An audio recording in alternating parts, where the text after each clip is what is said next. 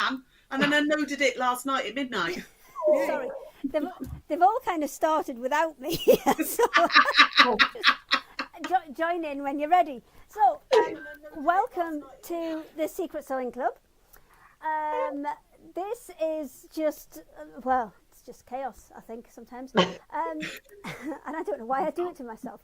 But we are just kind of a collective. Everybody comes and jumps on, has a bit of a chat, bit of a demonstration, some daft chat. It's all good. The way this works is different to things like Sewing Street and Create and Craft. If you see the products and you like them and you want to get hold of them, you need to go directly to the company who sells them. And when they're doing their demonstrations, there will be a little QR code in the corner. If you just use your phone, that will take you directly to their website where you can grab all of the fantastic goodies. So this week we have, which way around am I going? Let's go up first. Then we have Gail. Thank you. Who's full on her own now. It's very exciting. She's on her own 2 feet now. Then we got Sara. Sara's over this side. Hi. And then Nicola as well. Woohoo! Hello. Oh. It's been a bit of a rush today, hasn't it? It has. And Sarah's done very well because she's opted out of the last day of she hasn't. She dashed back. So she No. It finished yesterday. Oh, it was a 2-day show. It was Friday, Saturday show. Yeah, which is why I was back into just about back in time for today. Oh, I thought you'd managed to skip out on pack up. No, oh God, no. No such luck. It was just me and Sarah Jane taking all the stand down, getting it all in the van. 4.5 hours later, unpacking the van once we got home. No, it was a late night, but it's all good. I've had a lot of coffee. Be warned, people. There was a lot of caffeine in here today. And Nicola, how the devil are you? Who, me? I missed that bit. Was it me you were talking to? Sorry. Yes. I'm okay. That's sort of a no. Today. I've been a bit poorly, but I'm okay. I'm here. I'll keep powering through. Yes. So what's everybody been up to this week then? Pardon? What have you all been up to this week? Busy sewing projects for here. I've been very excited. I got some new things to show, and so I've been very excited doing lots of sewing and designing my next quilt, which should be on the next one. Fantastic. You were saying as well, you went to the Farnham show as well. You were there. Oh yes, last Sunday I went to Farnham Malting's show, and that was really lovely. A 1-day show. Lots of people came to that. That was amazing, and it was better than the year before, so that's really good. All good. I was in a better position as well, so that helped. Yeah. How did your charity go? What's it like being on your own? It's a bit scary. We've had a few technical problems, but thanks to Sara and her technical abilities, I'm here on a wing and a prayer. So but it's nice. It's nice. I feel like I'm making progress. It's like a step further forward. You've made a lovely backdrop for yourself. Yeah, smoke and mirrors. This little tiny. I think you mean if I turn this round, it's just chaos. Yeah. And it's I think the expression is war zone. It looks like somebody's been in and raided the rest of the place. So yeah, but I'll just pretend this is the magical land that I live in. The magical bunny land. They're beautiful. Yeah. Thank you. There's a little Easter fest. So yes, I'm thinking all things Easter. Sara, you've dashed. We've got a little lag on somebody, and I can't work out who it is. Sara, you've just finished up with your little show. Yes, so we were. Yeah, last Sunday we did our 12-hour charity live, which was brilliant, crazy. We raised £900, just over £900. We gave away 27 projects, I think we were on screen live for 687 minutes. I think something like that. It was crazy day, but it was brilliant. So many people joined in and stuff. You had cake. Yeah, there was a lot of cake. Gail popped over and saw us. There was a lot of cake. People brought us cake and sandwiches, which kept us going. And then, Thursday, then I drove up to Newark, set up, got to the show, and I'd put the wrong box in the van. So we've got these big black boxes that we put all the stock in, all in, but there's one in particular that is what we call the show box, which has got all the screws for the shelves and the little lug nuts and the bracing bars and the screwdriver and the tablecloths and the lights and everything. I got it out the van. It's heavy, on the trolley in, opened the lid and went, oh, that's quilt kits. That's quilt kits. That's not... Oh. Some of the other guys help you out? Because I know everybody at the shows are usually kind of... They were. So, Doubters, bless them. So then we looked up where the nearest IKEA was so I could go and get screws and lug nuts. And it was an hour and 20 minutes away. And they were like, by the time we do that and then get back, we have to be out of the showground by 5:30. Not happening.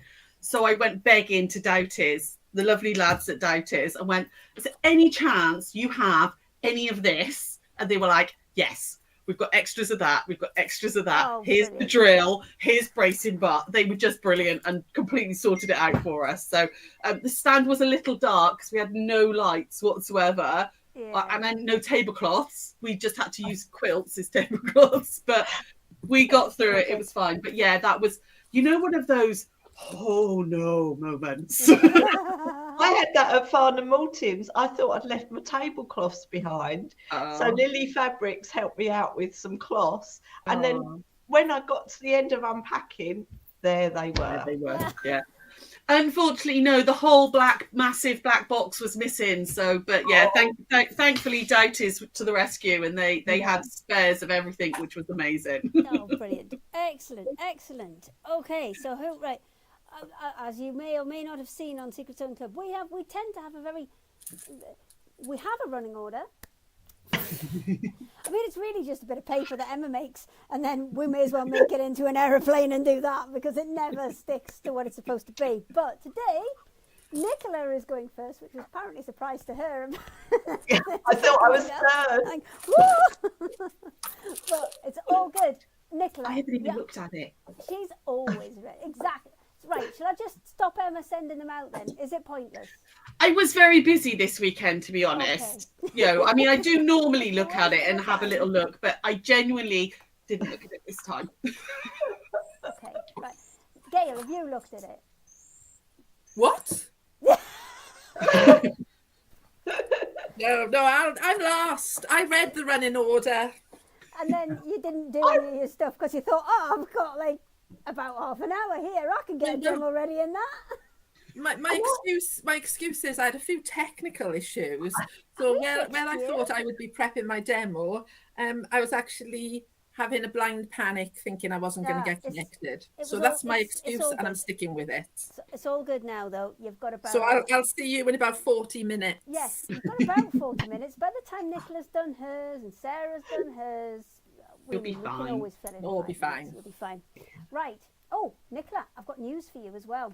But what? Well, I've got a new machine, and I think it might be perfect for what you're after. Because you know how you have your quilt as you go?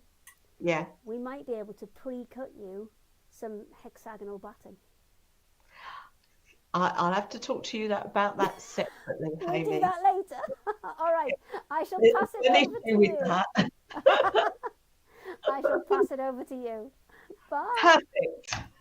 Well, hi everyone. Lovely to see you. I'm going to sort of move to get all my samples to show you because today I am concentrating on the jewel template and a couple of extras. Oh, I'm showing you that and you can't really see it. Sorry about that. I have some new things for you. I make this we've got the quilt behind me, and that's my jewel flower quilt, and that uses the 2.5-inch jewel template and a 2.5-inch hexagon. You can see the hexagons are the other way round. And then I made this beautiful cushion using the jewel and a 2.5-inch square. So that's a bit nifty, and it's a lovely bolster pillow, and I filled it with toy stuffing and all my fabric scraps, so it's quite weighty and quite plump. So I've got that as in a kit form. So let me grab that. I'm not very organised here. That comes in a kit with instructions. It's got your black, let's take this out so you can see it. So instructions, we've got all the fabrics, and it's a fabric pack, so you do need to get the templates to go with it, and that little fabric pack and instructions is £14. And the star of the show, I'm trying to grab everything, the star of the show is the 2.5-inch jewel. And this is normally £19 for this template. It's a bit of a big one, this template. But today, well, for the week, for Secret Sewing Club, it is actually £16. So saving £3 on that. So that's the bargain of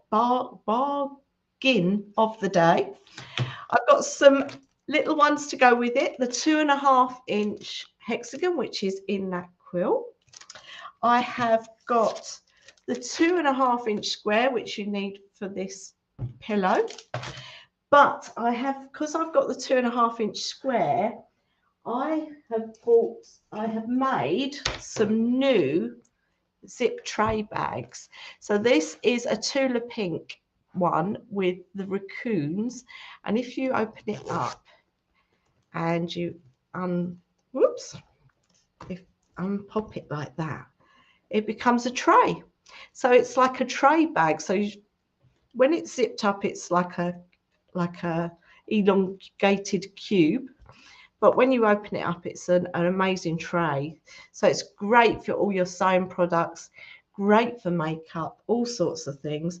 And that comes in 3 flavors. So I've got the Tula pink raccoons in turquoise, I've got the Tula pink raccoons in violet, and I've got the Moda Pixel, which is an amazing fabric.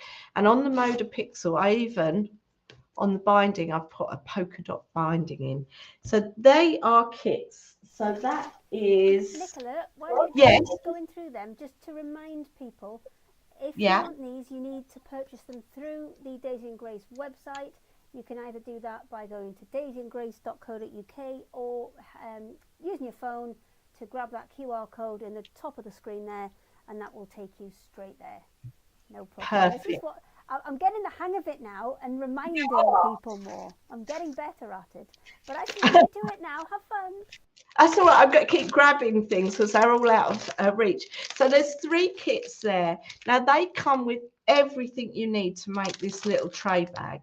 So it comes with the fabrics, it comes with the wadding, it comes with the zips, the bindings, the snap fasteners, and the template and the pattern instructions. So that pack with the template is coming in at £22, which is cheaper than normal. So I've managed to bring the price down for you. So that's £22, and that's template, pattern, fabrics, everything in there. You can, as soon as you got this, you can start making your tray bags. Now I'm going to need some help from Dave as well, because I'm getting in a bit of a pickle. He's going to remove stuff for me. Just if you could take that and put that and that'd be great. So the cushion kit also has 3 other flavors. So there's green, blue, orange, and pink. I'll be showing you the pink one in a minute. And I wanted to show you some other heart. Well, the jewel makes a beautiful heart quilt. So I'll just lift that bit up. Dave's going to hold a bit. Oh, there we go. It makes an amazing heart quilt. And I have got, oh look, he's hidden himself. He's behind there. Amazing quilt that the jewel makes. And I've got a pattern bundle for this quilt and the one behind that one. There's 2 patterns. Now they would normally be £12, but I'm doing the 2 for £8, so that's a really good deal. And I just brought my little heart bunting as well. So, because it's nearly Valentine's Day. No, that's it, Dave. You're fine. Magic hands is gone. So let's start on a demonstration, and I'll start with the jewel. So let's go, change the view. Here is my 2.5-inch jewel template. It's quite a whopper. And I've pre-cut the backing, the wadding, and the main fabric. So I've got those cut, and I'm just going to do another Quilt As You Go demonstration, because Quilt As You Go makes quilting really, really easy.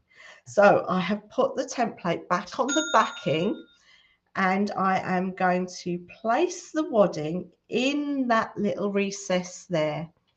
And that means that all your bindings, which is this outer bit, will be perfect when you fold them over.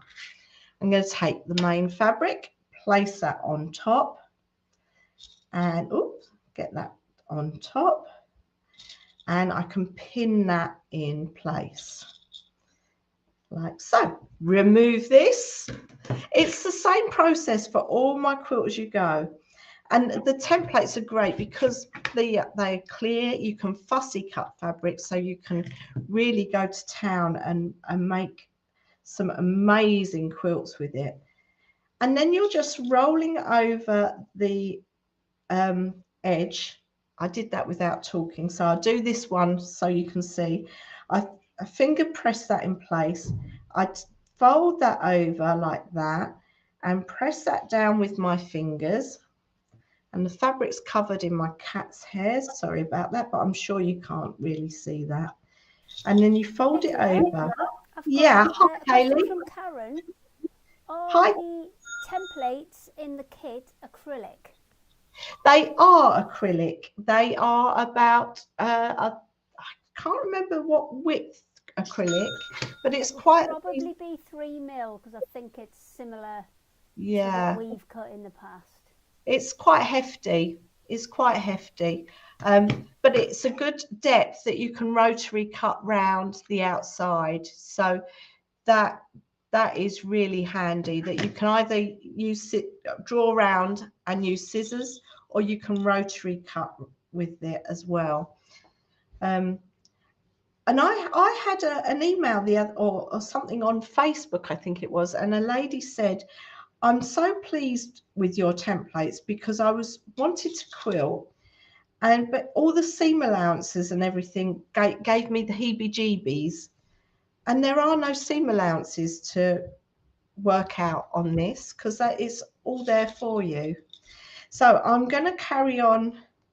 You get the idea of me pinning this. Sorry about that ka-ching. I don't know how I can get rid of that. I might have to get Dave to come and get rid of that ka-ching sound. Sorry. So we nearly finished pinning that, and I will take that to the ironing board, or I'll bring the ironing board here, give that an iron, and I'll whiz round that on the sewing machine. Now today I'm not using my invisible thread because I'm stitching on black, so I won't go round it about 3 times, Hayley. So last time was. That's all right. I can chat to you if you need me to. Well, I was just, last time we did Secret Sewing Club, I was using invisible thread and I hadn't realised I'd gone round it already. So this time I can see where the stitches are. You can go round as many times as you like. That's fine. Oh, bless you. It'd get a bit boring though, wouldn't it, Hayley? It's all right. We'll just chat amongst ourselves. I could be one of those, I could be like, what do they call it, those sounds and things that send people to sleep? Oh, I know what you mean. Like the ones like the BBC does a sleeping forecast one, don't they? Do they? Oh, I need that. Yeah, they do. I use podcasts to fall asleep. Oh. So yeah. So honestly, if I've got no noise at all, I'll just sit and be awake all the time. But if there's something I have to concentrate on, immediately fall asleep. Oh. Oh, the cat's joining in as well now. Pardon? I can hear the cat joining in as well. Oh yes, she's around, and my little boy has still got his leg in a splint. Bless Oh, him. is he out the box though now? No, he's got a big. He actually got a bigger crate yesterday, so he went to the vets, and he's got a bigger dog crate now, so he can move a little bit more. Bless him. It's been a saga with our cat boy. So He's we're on the mend though. He is. I think he's got another 2 weeks in his bandage, and then he's got to have an X-ray, and then we'll take it from there. But hopefully he'll be all right. He's very cuddly though. So look, that was really quick to sew. So ta-da! But I've got some I've made earlier, like Blue Peter. Oh, or other TV programs. So to make a flower, I've not got enough space. Look, I prepared one earlier. This is 3 together. And when I'm making the flower, I like to put 3 together first and then join these. So I am going to change my machine to zigzag. And I'm going to change the width of my zigzag so it's ready. And let's go back to the sewing machine like that. And I will move my pins because I don't need those now. And I am just going to zigzag those together. And when I zigzag the shapes together, I don't push them together. I just let them butt up against each other. So I'll show you here. I just pop them together. I don't bunch them. You don't need to push them together. So one of my phrases for this, which is not very, I mean, it is Sunday afternoon, is they should kiss, not snog. So when you're stitching them, let them just touch each other, but not snog. Kiss, not snog. So that's that. And you can see how quickly it is to zigzag them together. And then I'm going to bring the 3rd section to create the flower. So let me just join that.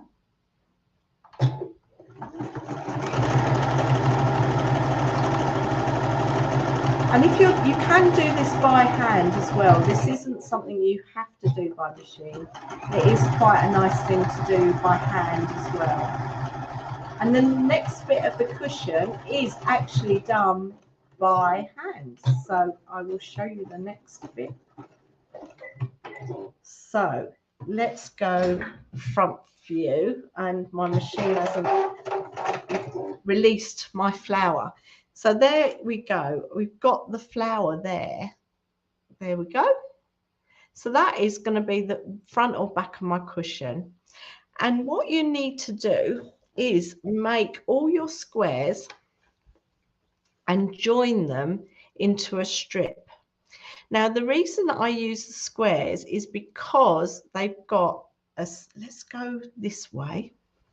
Because I use the squares, they've got this seam here, and that's got to go around the outside of the flower. So I've just turned that so that you can see it goes around the outside there.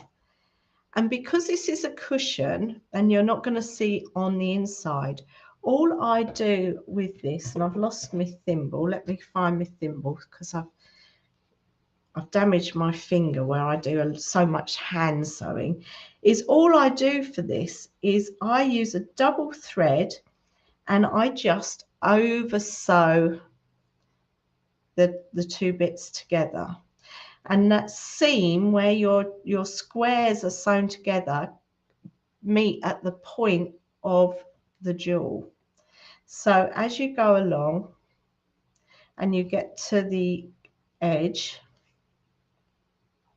it just works. It just does it. It's fabulous.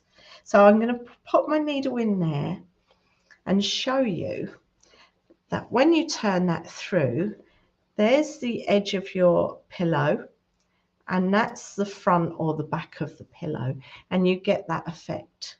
And it just works, and it just looks wonderful. Let me grab this again. Nicola, Oh, I've got a yeah. question. Could you machine stitch that section if you wanted to?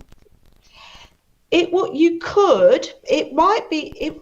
I haven't personally, because but I think you could. It's just that point there that might be a bit tricky. So you would come down this bit here, and it's just when you get to that point of turning. But you could do it.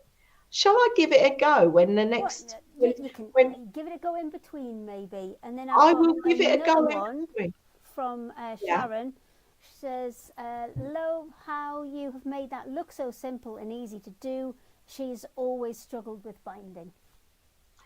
Oh, the templates take the strain out of the quilt binding on this, because you're basically making little quilts.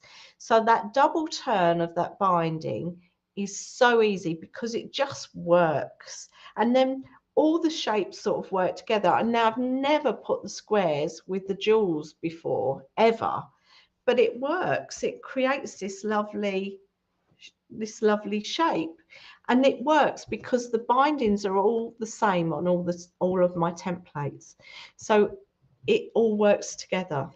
And yeah, it's fabulous. I love it. And this is actually, I've got a picture of it on my seat. Bear with. That is actually it on my seat. I made it this week, and it's living on my armchair because I love it so much. But what I will do is, in between, I will try doing it on the sewing machine with the zigzag as well. So are you ready for everybody to come back together? It looks like Sarah's eating right now. So do you need a minute, Sarah? I think she does. She's like, yeah, I'm all right. I've got tea. That's all right. Well, I had juice, but that's gone. I might go and get some more in the next bit. Just bear with me. I'll go and grab everybody else. There we go. All back together. Oh, I'm well wonky. Sorry, that was like breakfast and lunch all together, and I was just like, I need to eat something. It's 2:30. I've not eaten yet today. Quick, get something to give me. That's been my whole week. Like, people are ringing me up, and it's 4:00, and I'm like, I'm just having my lunch. I'll ring you back in a minute. Oh no! It's been so. Did you get much of your demo done, Gail? A bit. I went and tended my dogs instead. Just checked on them. Oh. Yeah. What are they? It was a little bit. I probably shouldn't share this, but it's a little bit Heath Robinson at my end. So I've actually got a cable running from the front of the house right the way through the house, down my garden, and into my shed. And I've got 3 whippets running wild in the house. So if they trip over the cable, they might tear the cable out at some point, and then I might just disappear. So every now and again, I just like to go and check that they're just chilling out nicely and not running amok with my internet cable. So that's me. Hey, but so far so good. Yeah, high tech as ever. You're still there. Yeah, it's all good. And Sarah, have you finished your lunch? Yes, well, I've eaten half of it. Yeah, I'll eat the other half later. It's fine. Okay. I didn't know if I had more time or less time. I never know what I'm doing. Because I think it's just you let the demo go for as long as the demo takes, and then if it's at a stopping point, we come back, we do something else. It's pretty free form, this. But Sarah, are you ready? I'm ready. It's not a warm dinner that you've got, or breakfast. No. It's a sandwich, love. It's a sandwich. It's fine. It'll sit there. Hey, if it was a warm dinner, I'd be tagging Nicola back in. However, seeing as it's a sandwich, you can crack on. If the smoke alarm goes off, I do apologise, because my husband's making Yorkshire puddings at the moment, and the oil. I mean, his Yorkshire puddings, like, I'll show you when they come out of the oven, because they're like that. But he's like, I hope this smoke alarm doesn't go off, because he has to get the oil really hot. Well, I know that last time when you were with Gail, and Gail was going from yours, she scored for an excellent Sunday dinner, didn't you? Yeah, we got roast pork. He's done the crackling and everything. So yeah, be ready when I come off air. Splendid. Well, we'll get you cracking with your demos then, so you can get to your dinner even sooner. Oh, it's not till after 5. Okay. There you go. It's all yours. Cool. Hello, my lovelies. You're okay? Right. I'm gonna. I've got some bits I want to show you first, and then we're gonna get on with the demo, guys. So I'm gonna go straight over to here. Hopefully everything is out of the way. I don't know, for those of you who know, we've done June Taylor products for years and years and years. Since we opened, basically. But June Taylor's been bought out by another company, been bought out by AccuQuilt, and they're changing all the packaging. So basically, I am selling off quite a lot of my June Taylor projects because I want all the new packaging, not the old packaging. So I've got some project bags for you today. Now, I love these. If you ever watch our lives, you'll know that me and Sarah Jane use project wallets all the time. All of my everything is in project wallets. Okay, so I know where everything is for that project. It's got zippity-doo done on there. You've got the vinyl. I can see what's in there. So these little packs are great. So you get 2 in there. So you can make 2 project wallets. You have to add your own fabric. So you can do them in whatever fabrics you want. They are great for using up scraps, because even though like this is one piece of fabric, there is no reason at all why this couldn't be, you know, scraps, mile-minuted and everything, and make a piece of fabric out of that. You could use one of Nicola's templates and do a beautiful piece of EPP or something in there, you know, and then use it. We'll go through that in a moment, but just let you know the colors I've got. So each pack will make 2 project wallets. You've got your vinyl in there. You've got all of your pre-printed interfacing, plus you've got 2 zippity-doo-duns as well, which are the super quick, super fast zips, which I will show you how to use those. So we've got them in navy, red, grey, tan, sometimes camel, and you know, it's a tanny colour, and white. Okay, they are all on the Crate and Craft section. Not Crate and Craft, oh my goodness, not Crate and Craft at all. Secret Sewing Club. It's because I've been talking about that earlier on. Secret Sewing Club section of the website. So that's the first item. They were £27.99. They're down to 20. Okay. Next little thing I've got for you are we've got some little mini charms with some patterns as well. So I've got 6 mini charms. They are all different. You're ordering one of these. They're all on there as separate, but they all come with 2 patterns. Okay, so you've got the Lydia bag pattern, and which hopefully we'll get to demo later on that one.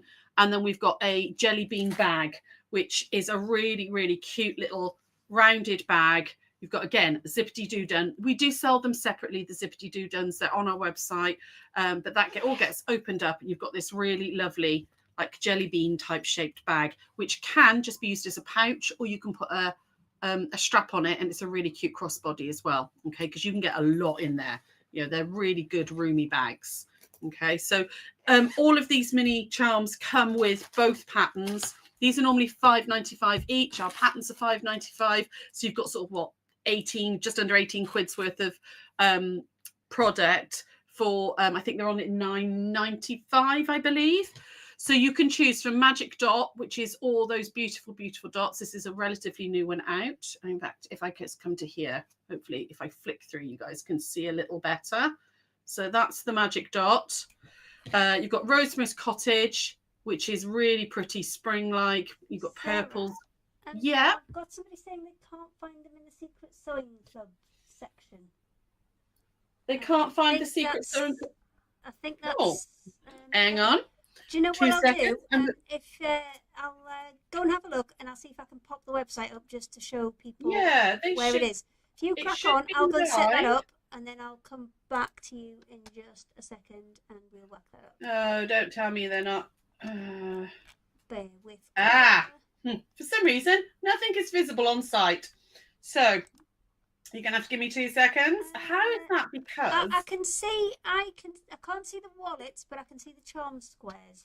Yeah, So it's because I've accidentally hidden them. Right.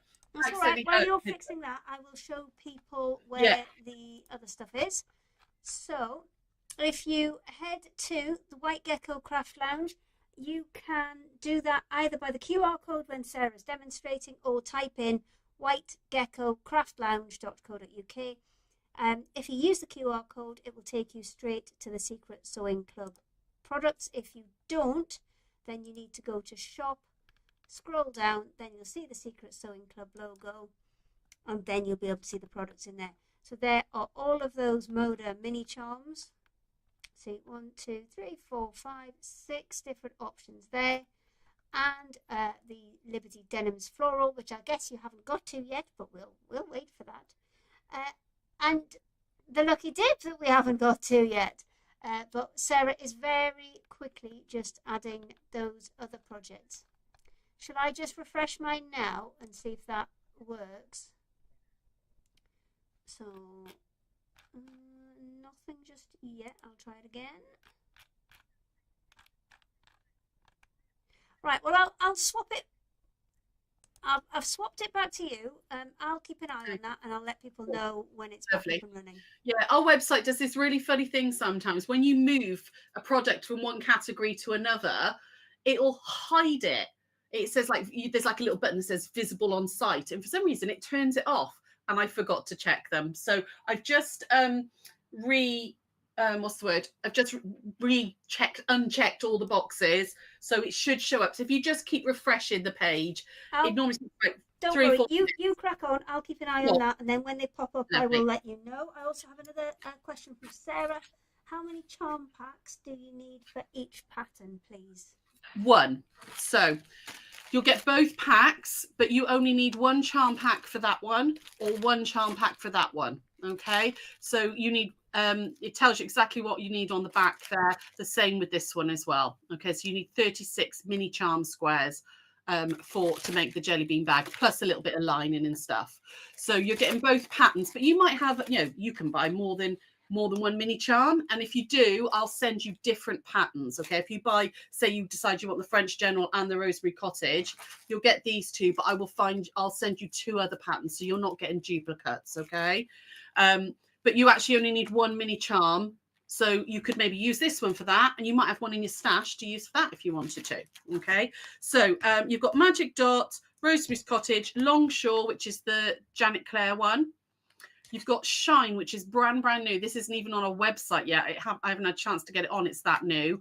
But it's by Sweetwater. Really, really pretty spring-like fabrics in there. Woodland Wonder, which is one of the ginger burr ones, with all the little foxes and animals and everything. And then you've got the French General. So you've got a choice of 6 different mini charms on that one. Okay, with the 2 patterns. I've got 2 other things as well. We have got a Lucky Dip. Okay, so we do our mystery box Lucky Dips lots, and people love them because they're a great stash builder. And if you're making charity quilts and things like this is a great way of getting fabrics relatively cheap. So in the Lucky Dip, the contents will vary. I've just pulled out a little bit of fabric from the piles. Okay, it might be these you get, it might be completely different. There are lots and lots of fabrics that are going into the Lucky Dip. So you will get 2 half meters. So for example, you might get those 2. You will then get 4 fat quarters, 1, 2, 3, and 4. Okay, so that's 2 meters already, because you've got 2 halves and then 4 fat quarters. You will also get 4 fat eighths. Okay, 1, 2, 3, 4 fat eighths. So you've got 2.5 meters of fabric total there. And normally, I mean, even if fabrics are sort of £14 a meter on new ones now, but even if they would say lower at £12 a meter, these are what would that be? 2.5, 24. That would be £30, but you'll get all of this for £20. Okay, if they're more expensive, like this is actually a Liberty fabric, which is what, $19.95 a meter now. So you're getting a lot of value there, but the contents will vary. They will be it's a mystery box, basically, Lucky Dip. You won't necessarily know what you're getting, but it will be 2 half meters. They are all current stock. This isn't old dead stock that we're using. This is all new season stuff. So it'll be 2 half meters, 4 fat quarters, and 4 fat eighths for that one. Just to let you know, your June Taylor project bags are now up on your website. Amazing. So cool. if Thank you. Use that QR code, that'll take you directly to the Secret Sewing Club page on the White Gecko Craft Lounge website, where you'll be able to see those June Taylor bags, the Lucky Dips, the mini charms, and I'm guessing the next box, which is just about to arrive. It is. Ding, ding, ding. Now, they won't all come in one of these boxes, I'm afraid, because they only sent me one box with all the fabrics. But it does look, it's a really pretty box. This might stay with me. So this is the brand new denim, Liberty denim range. It is absolutely gorgeous. It will come all beautifully wrapped with a ribbon. Okay. These are fat quarters. And you have got 11, I believe. I'm trying to remember off the top of my head. It is 11. And they are all from the new denim range, which is just gorgeous. It's this stunning denim blue with a dark navy in there as well. And this really, really sort of soft blush coral in there with it as well. It's such a pretty range. When they launched it at Festal Quilts last year, it went people went crazy for it.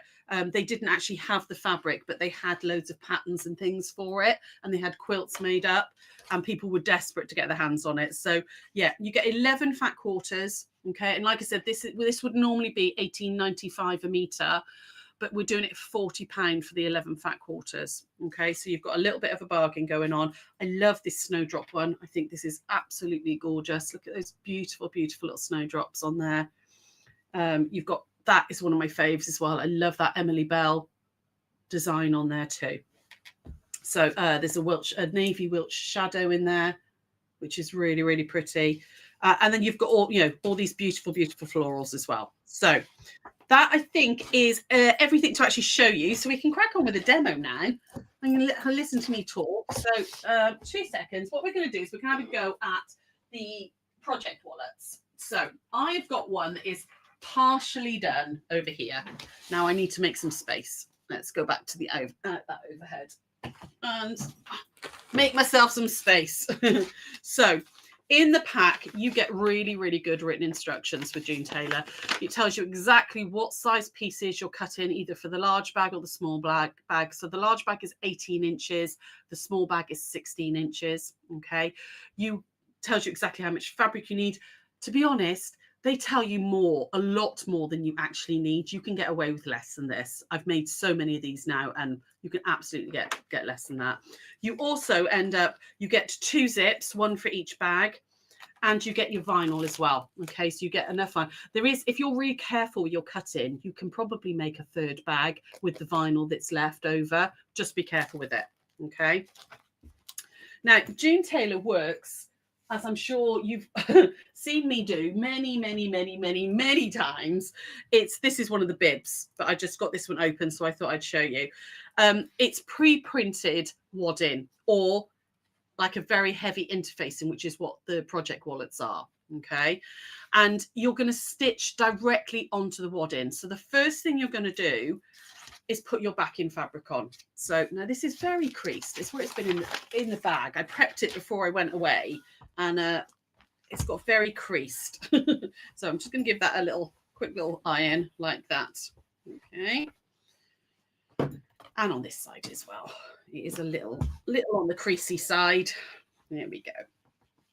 Now, the nice thing about this interfacing, so they do say with the other ones, like if you're doing the bibs or any of the placemats or anything like that, don't iron it until you've finished it, because you don't want to put an iron on your cotton wadding. But on these interfacing ones, actually, you can give it a good iron. So you can, let me just take that pin out there.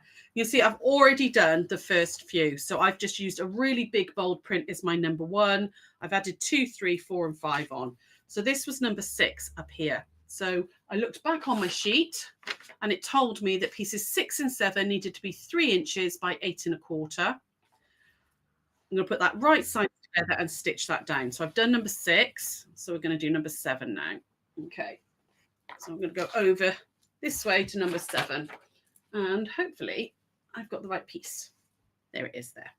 So again, I prepped this so carefully, and then I put it all in the bag, and everything got shoved around, and it's all crumpled up now. Don't know why I bothered to iron it in the first place. So I'm going to put this along this raw edge here, like that. So your blue lines are placement lines. They're not stitch lines. It's very similar to foundation piecing, but with foundation piecing, your lines, either if you're doing it on paper or if you're doing it on the cloth ones like we do. That's normally your stitch line. It's not with June Taylor. The blue line is your placement line. Okay, so I'm going to pin this down like that. And then we're going to stitch a 1/4 inch away, just as if we were sewing normally. It's just as if we were piecing. So I'm going to stitch all the way down there for you. Okay. Now, I haven't put my 1/4 inch foot on. So what I'm going to do is just move my foot over. No, that's not the one I want. It's that one. There we go. Move it over. So I've got my 1/4 inch. There we go. Now, another little trick with this is you grab that top thread, which is deciding not to work, and hold on to it. Because this is actually the back of your project, okay, you don't really want any knots or anything showing, or any of the, sometimes when you thread bird nests. So drop your needle in and then drop it back out, all while holding that top thread so that you can pull that bobbin thread up to the top. And then it'll get hidden in the sort of the seam allowance rather than being a nasty mess on the back. And then stitch down 1/4 inch all the way. Simple stitching. You could do these by hand if you wanted to. They don't have to be on the machine. I mean, they're quicker on the machine, but you could stitch this by hand if you wanted. There we go. All the way to the end, and then just back stitch at the end, or lock stitch, whatever it is you prefer. There we go. I'm going to take it back over now, and then we can just gently press this out, and then we can add in the other pieces. So like that. And that now you can see goes up to, just come over to here, you can see that that now fits and comes up to that blue line there. Okay, so I'm just going to pin that out. And you've done your stitching, your quilting, sorry, at the same time as your piecing. So where I'd stitched that line in, that's also gone through to the back and obviously done your quilting as well. Okay. You're then going to put your other two in. Now I'm going to whip through these two a little bit quicker so that I can show you how to put the vinyl on. Okay, because people get worried about using zippity-doo-duns and vinyl and stuff, and you really don't need to, honestly. They are the easiest zip you will ever put in. Right, so these are my next pieces, which again I referred back to my pattern. So 8 and 9 are 3 inches by 13 1/4. So that's what I'm doing on that one. And this will then go, that one's going to go on there like that. I'm just going to pin that one in. Move that pin out of the center there. And then one on this end too. Just hold those down. And because I'm doing opposite sides, you can, don't put a pin in your finger. Always helps. I can pin both of them, and then it saves going backwards and forwards from the ironing board to the machine all the time. That one there. Now, this is a very, very simple design, this one. That's, it's really good if you've got like a large focal fabric you want to use in the center, something with a big design. But there are if you're a bit more experienced, there are so many things you can do with this centerpiece. I was just saying earlier, you could do that. You could do some English paper piecing and put that in the center, cut it to the right size. It could be millimetered. You could get all your scraps and sew them together so it's all like crazy patchwork, and then cut a piece to the right size. It could be actually a photo of something. Maybe you've printed onto fabric using, say, the freezer paper method or something like that. It could be a photo on there. This pattern, once you've kind of done it, you can do it over and over. It could be a cushion front if you wanted to. It doesn't have to be a project wallet. This doesn't have to be made in, if you're not into project wallets, this doesn't have to be made into one. I can see Jean saying she loves project wallets. I know, we do them a lot, don't we, Jean? And I love a project wallet. There we go, all the way down this one. So it's super fast, super simple piecing. There we go. That's it. Back over here. Where am I going? That one there. where am I going? Taking that pin out. That's what I'm doing. Oh, my brain's not working. I need more coffee. Do you think if I shout loudly enough, my husband will hear me and bring me coffee? If I say it enough, I'll manifest a cup of coffee brought into me. Okay, so we're just going to push those ones out like that. Okay. Give it a really good press at this point, and then you would trim it up, and you would just trim it off at those blue lines all the way around. Okay, just trim it all up so you've got your square. If I come to here, once you've done that, that's your front done. You don't need to do anything else to it if you don't want to, but you can. You can then, this is a really good size to practice like your free motion quilting and stuff, because it's not difficult to handle under the machine. You could just add some extra quilting or decorative stitches. You could, machine embroider or something on here if you want to, because it's just interfacing. There's lots and lots you can do to make these individual, make them your own. Once you've done the top, you then need to do the back. So I've already partially done this one for you. You do get a piece of interfacing again, which is sat on the top piece here, like that. Okay. I've already added this in, but it's exactly the same for this bit that I'm going to do here now. So I've got my piece of vinyl, which is very hard for you guys to see on screen, but so this is what a zippity-doo done is, for those of you not seen them. It's a zip already set into bias binding for you. So can you see the zip's just here? Okay. And on either side, you've got this bias binding. Okay. It's already all been sewn in. So you don't have to worry about setting a zip in if you've been worried, because I used to hate zips. I'm better with them now, but I always used to hate zips. I always put them upside down, or when you're trying to do linings and pockets, and getting them the right way was never fun. But this is super, super easy to do. I'm just going to open up that bias and slide in like that, my vinyl. Okay. And then pop that back down. Now you don't want to put a pin directly through vinyl. If you put pins through vinyl, it can rip and it can tear. Now this is quite a heavyweight one and it is quite sturdy, but try not to put a pin directly through it. However, you can pin through when you've got fabric either side. So don't put too many in. But I'm going to put a pin just there. Okay. I'm going to put a pin and then a pin just here. And what that's doing is holding the zip and the vinyl all together. Okay. I'm going to put another pin. As an alternative, if you are not confident with the pins and the holes in the vinyl, in the past, I've used a really, really fine double-sided tape.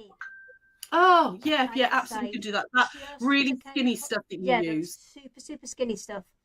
Yeah. And that works a treat, because especially if it's vinyl, it's unlikely it's something you're going to be popping in the washing machine. Absolutely, yeah. So you can do that. I mean, we're going to stitch it down anyway, so that tape would just hold it in place while you're doing the stitching. Now, when you've done a bit of vinyl work, you don't even need to pin. You can. The joy of the zippity-doo-duns is you can kind of slide it in and readjust as you go. But if you've never done it before, either that or use some binding clips. You can binding clip on the end. Just don't put the vinyl through pin through the vinyl directly. Make sure it's going through this bit here. Okay. But yeah, or fabric glue pen, that'll work as well. Just hold it in place. Now the vinyl does come in the pack. Let me grab one of the packs again. It's got tissue paper. Don't know if you can see here. It's got tissue paper on the vinyl to stop it sticking together. I would actually stitch it. Now, obviously, I've taken the tissue off this one, but with the tissue still underneath this, it will slide through your machine much, much easier. Okay. And if you're doing other things with vinyl and you find it slips a little bit as you're sewing, just put a piece of like plain copy paper or something underneath it as you're stitching. It doesn't matter that you've sewn the paper to it, because it will just be perforated and you can tear it off afterwards. Okay. But my tissue paper is already off this one. I know my machine can handle it, so over I go. So what I'm going to do now, hang on, just turn this around. Sorry, 2 seconds. And pop this under the machine. Okay. Now, you're going to stitch a top stitch, basically. So about 1/8 of an inch away from the edge of the white. Hang on, let me try and get my hand out of the way. Oh, and that bit there. You're going to stitch about 1/8 of an inch down here. Okay. So I'm going to go along and go slow and steady. Now, if you've got a Teflon foot on your machine, then pop that on now. Okay, that works really, really well with vinyl. It helps it sort of slide over and nothing sticks. But I'm trying to do, it's not easy when the camera, I'm trying not to knock the camera. There we go. Take that pin out. Hold this down so you can see. And I'm just going to stitch all the way along. Like that. Okay. All the way down. Ooh. You don't have to worry about your zipper pull or anything because it's in the tape, it's far enough away even from your main foot, yeah, like your normal foot. You don't have to use a zipper foot with this or anything like that, okay? It's just one line of stitching, like that, and it puts the vinyl in for you, does your zip. So, back over here. I've got a couple of messages from Jean. Yeah. She said she loves the project wallet, and she especially loves the huge one that she made using the FPP twisted log cabin panel. Ah, amazing. And she says the zippity doo duns are great when using vinyl. You don't need to use a Teflon foot. No, you can get away without using one. You know, if you're using vinyl for other things, then absolutely use a Teflon foot. But because you've got this big piece of bias either side, you really don't need to have a Teflon foot. We did. I'm just go back over here just a second. We did at one of the retreats, the last April retreat. So, yeah, this time last year, we did the FPP squares that we do, which is the twisted log cabin one, on cloth, and some ladies made them into cushions, but a lot of them made them into project wallets, and it makes a big 18-inch one. So once you've had a go at one of these packs, you can absolutely buy the zippity doo duns separately from us, and you can use any orphan block. You know, you could have a go at the FPP panels that we do, but any orphan block will make a beautiful project wallet using a bit of vinyl and a zippity doo dun. So that all goes together like that. I would then trim this up. Now, I haven't got a lot of space to trim because I've got so much stuff on my desk, so I'm not going to trim it up at the moment. But you would then take your... What have I done with it? There it is. I couldn't find it for a second. What I'll do is I will trim it off camera and show you when I come back later. You would trim this up to the right size. You would trim your project wallet up to the right size as well. As you can see, it doesn't quite fit at the moment because I haven't trimmed it. Like that. And then you would stitch all the way around to hold it in place and then bind it.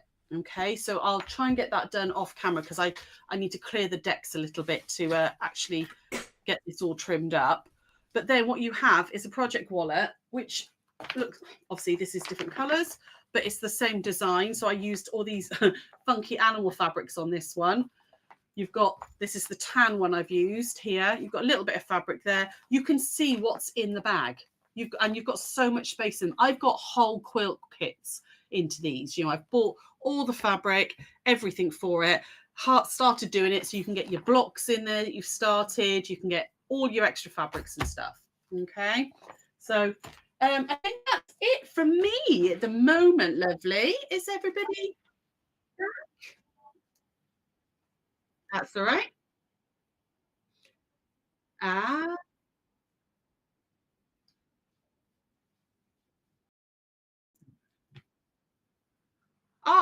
We have had a very busy week, very, very busy week. So yeah, with the charity live last Sunday, which I can't believe that's a week away already, that we had to pack all the orders that everybody made and pack all the projects that we gave away on the Tuesday when we went back in. I had a meeting with Sewing Street on Monday as well, as that was crazy. So then, yeah, busy, then packing the van and then off to Newark. So yeah, it's been loopy week.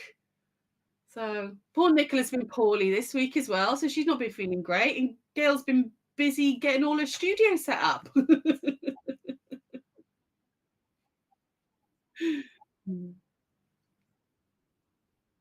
Oh, unmute everyone.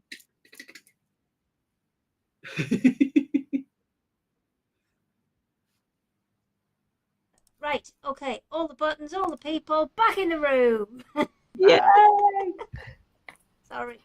Well, I've got different cameras, got additional cameras, but one of the one that I wanted to experiment with was the one that's on my phone, which makes it slightly difficult when you're trying to answer Nicola and then you're trying to use the camera on your phone as well. But it's all good. I'm just experimenting because Sorry, Hayley, I didn't realise. I must have bought about 3 different cameras for this, and then I've never been really happy with any of them. And I think that the color balance and the kind of backlighting on the phones is so much better. So now I'm just fiddling about, really, trying to make it good, because I've got my switcher working now. So probably, fingers crossed, next week we'll have the ability to actually do demos and have all the things back in the room. But yes, it's been a long time coming. Gail. Hello. You look like you're proper concentrating. Drifting off then, thinking about cameras. And I'm with you, Hayley. The camera on my phone is so much better. I just find that sometimes some of the webcams just like wash you out a little bit. Yeah, everything's a bit like wishy-washy and that. And I've tried with loads of lights and not lights, but yeah, my phone is the best. But then if I use my phone, I can't work anything else. So it's a trade-off, isn't it? Right. Are you now ready?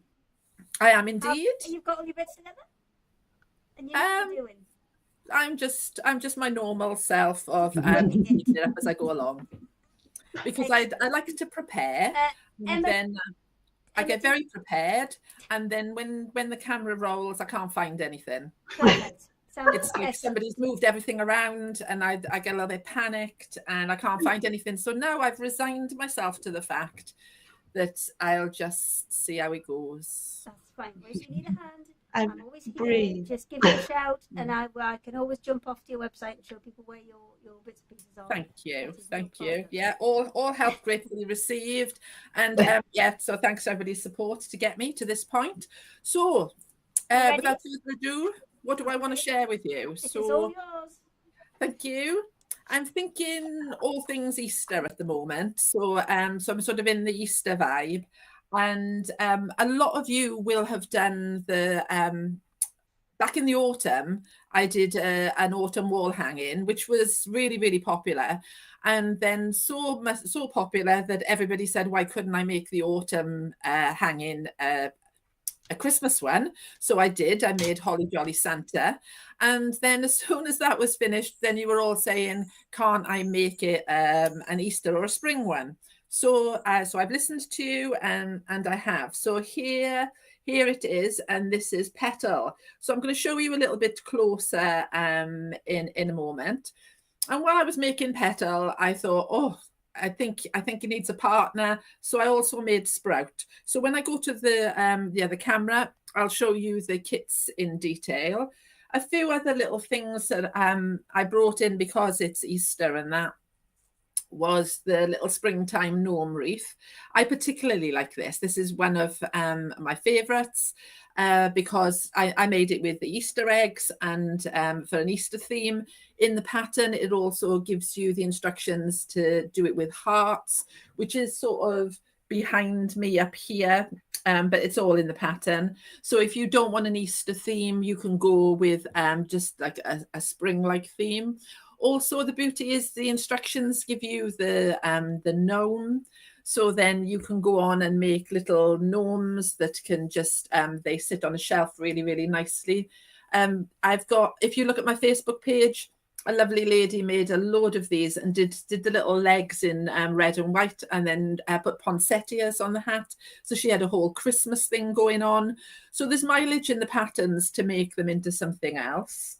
There's a few other things I'm going to share with you, but what I'm going to do is I'm going to go to the overhead camera, because then I can show you the kits in a little bit more detail just before I get on to demo.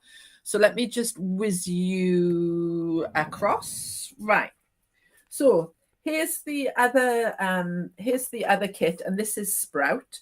So Sprout has got a little carrot top. And I've made it so the fleece overlaps, and it gives it that sort of a ridge effect of the carrots. And when I was going with these two projects, so just to let you know that both of them are in the same pattern, so you can buy a kit which will make either petal or sprout, but you will get the instructions for both in the pattern. Because originally when I made petal, where I was heading was I was going to give petal a set of ears and that, and then I thought it sort of distracted from all the lovely flowers and that. So while I was making him, her, whatever, I then thought of sprout with the carrot top, and then I thought, oh, do you know what? I'm just going to put them both in the same pattern. So I'm just going to give you a quick little look at the kits. So Gail, I'm not. can you remind people how much the kits are? Obviously, they're available on your website, which you can use the QR code for, or go to endlessthreaddesign.com. But can you remind people how much they are? And if you need me to in a minute, I can go and grab the website and show people where they are. Yeah, that's a good question, Hayley. Let me just have a think. All right. Yeah, I think. Do you want me to check that for you? I can do that too. So I think they're $26.99, but what I've done is I've knocked £2 off them, so they're $24.99. Yeah, I just had to think about it then. So they're $24.99, and I will hold that price for a couple of weeks. So I've knocked a little bit off there.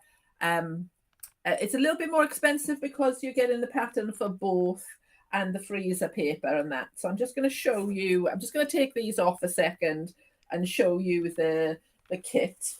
Sprout. I'm just looking on your Secret Sewing Club section at the minute, and they're not showing up in the Secret Sewing Club section. That's fine. I can find them and I can show people where. Oh, I thought I'd put them in there. Can you tell me what the names are again? And I'll petal and sprout. Petal and sprout. Okay. Yeah, I've got them here. All right. Well, that's a clerical error on my part. I thought I'd pop them. I thought I'd pop them in the Secret Sewing. I thought I was being efficient for once.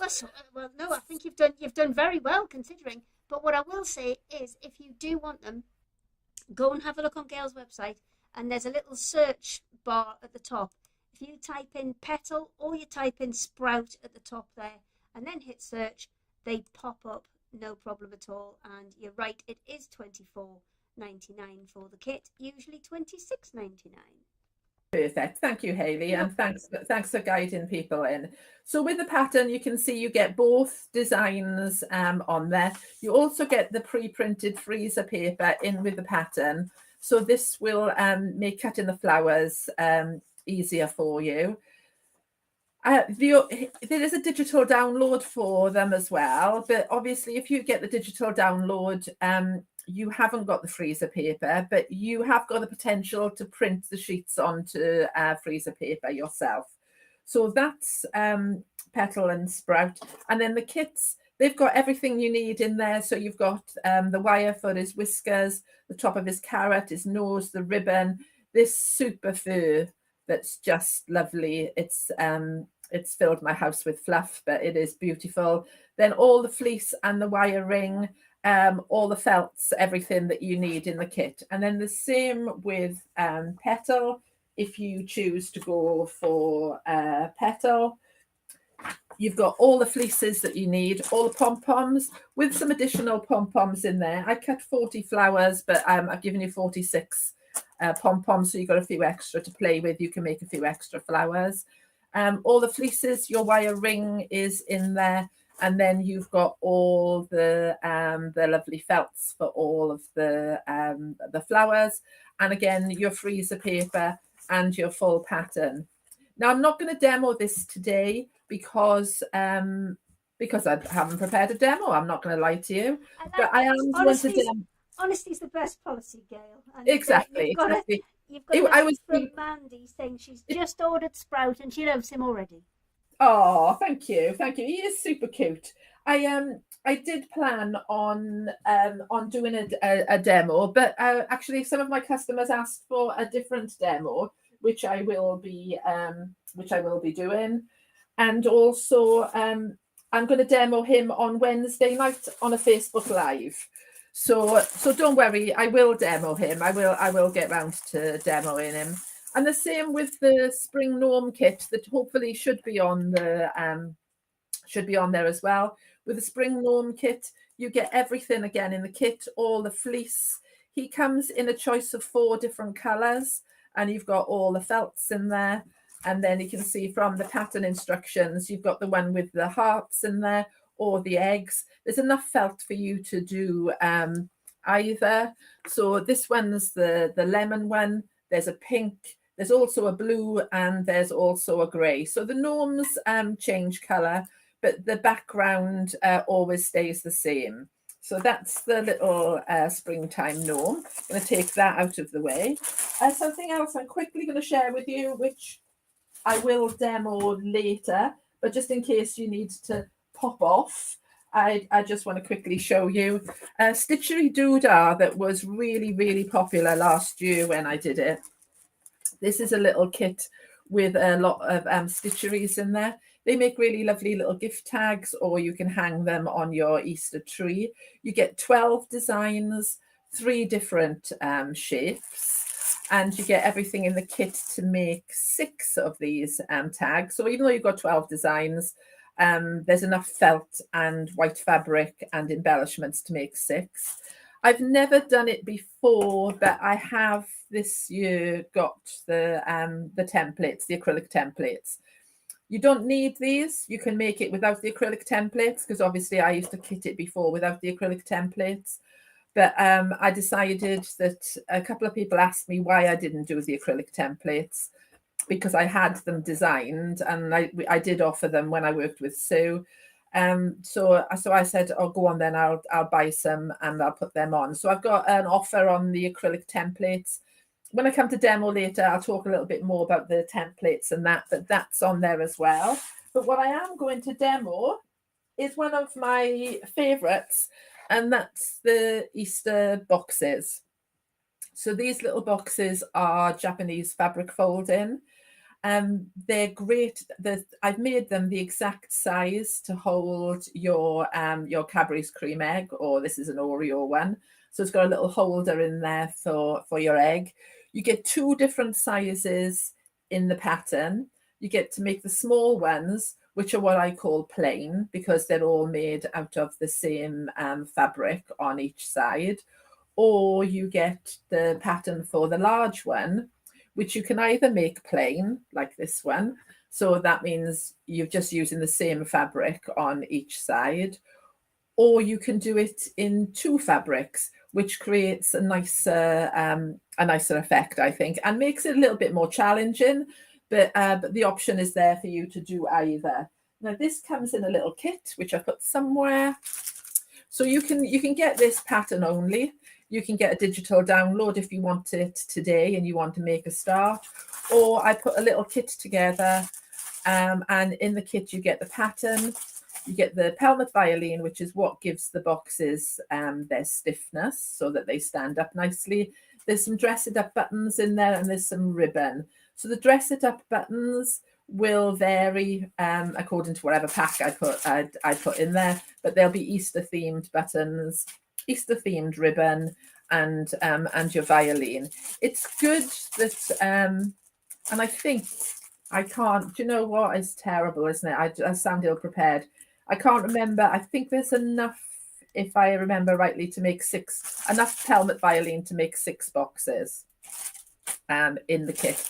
Actually, do you know what? I'm just going to check, just because I'd feel awful if I give you Don't wrong. worry, because this is, I mean, I know that it's been a big technical challenge for you, hasn't it? Getting set up on your own.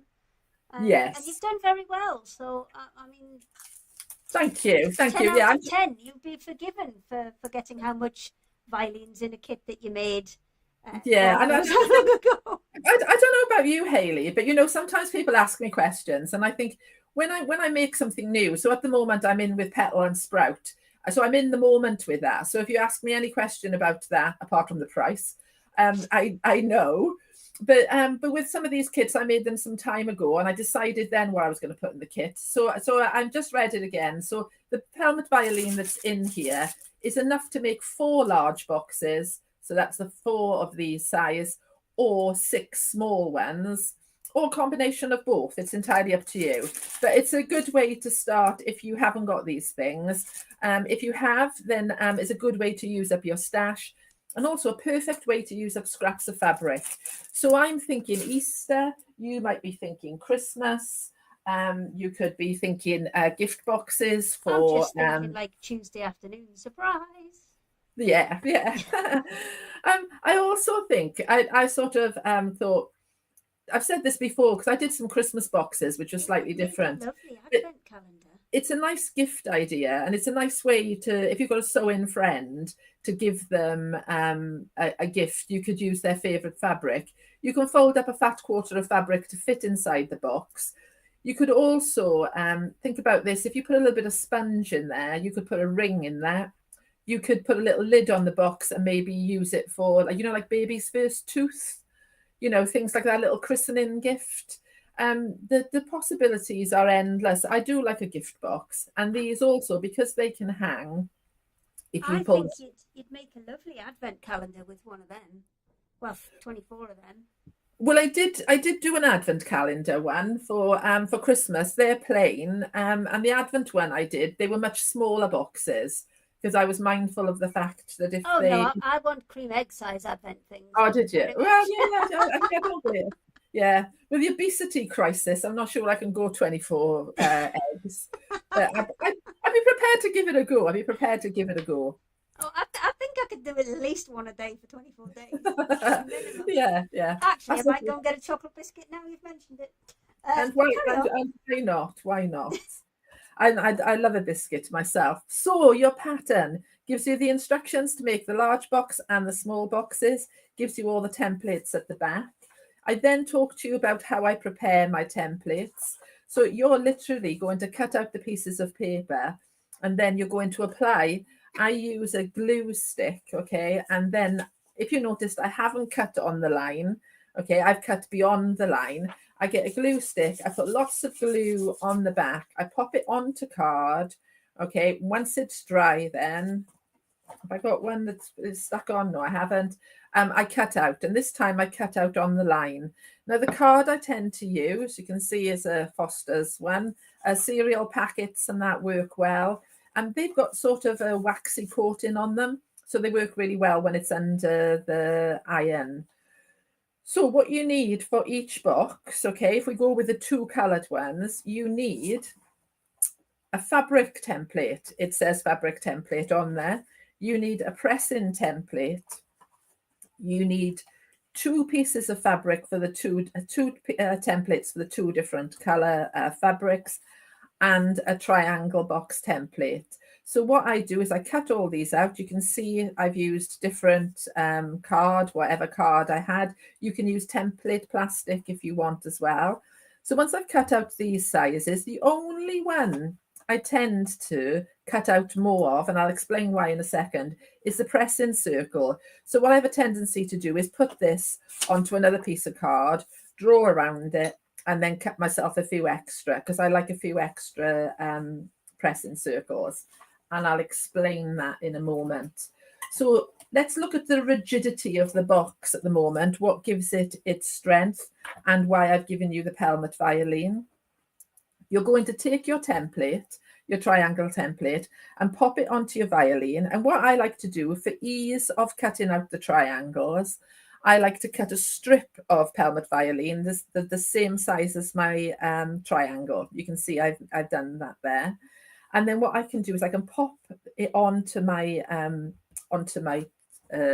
violin. If I turn it around this way, I can either cut it out straight away, or I can mark it with a pencil. And then I can turn the template back and forth. And then what I find with that is I waste less of the violin, so I maximize what I get out of there. So I need to cut four of them for each box. So once I've cut them out, like so, okay, I want to add some ribbon.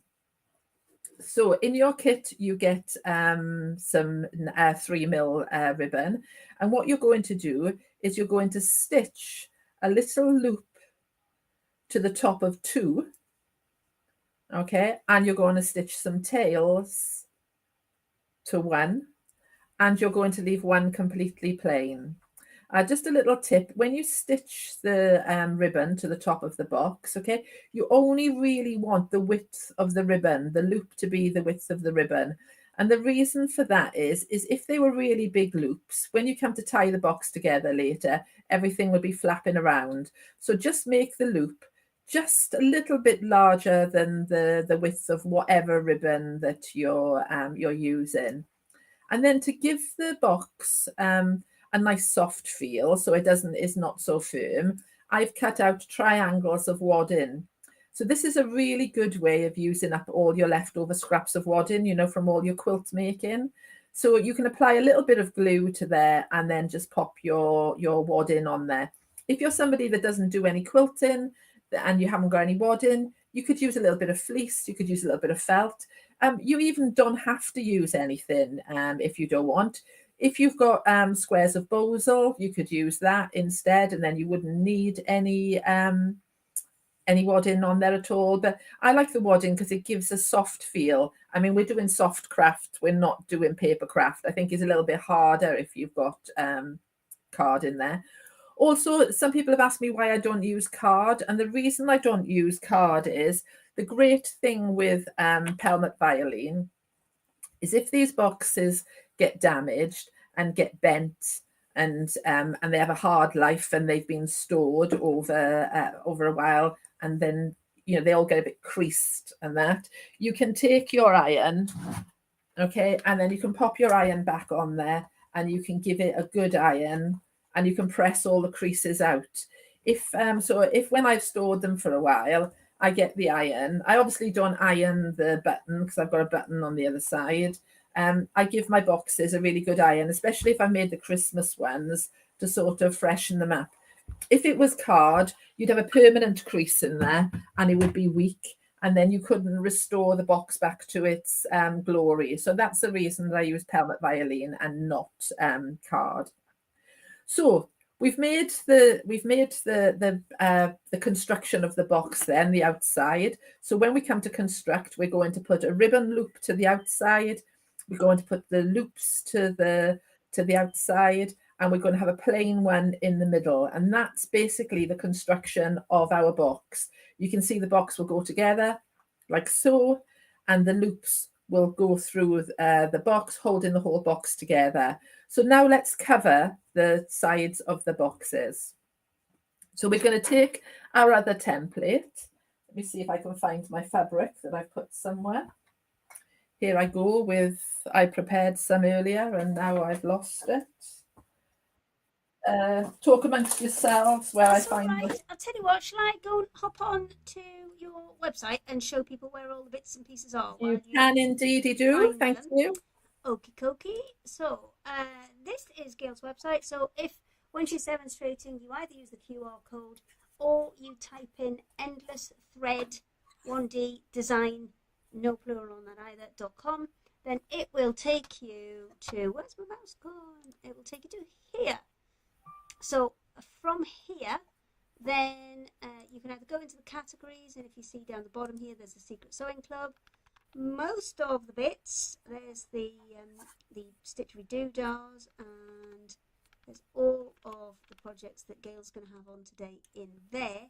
But if you want sprout or petal, if you type in petal in the search up the top here, you can see it pops up there, or you can press the little magnifying glass icon there, and that will take you straight to them, where you can either have it as a download or have it as a kit. You just use that little drop down there, and then all the options are there for you.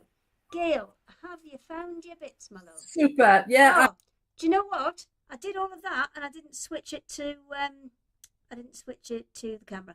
But there you go. I will do that again. Then it was just you finding stuff.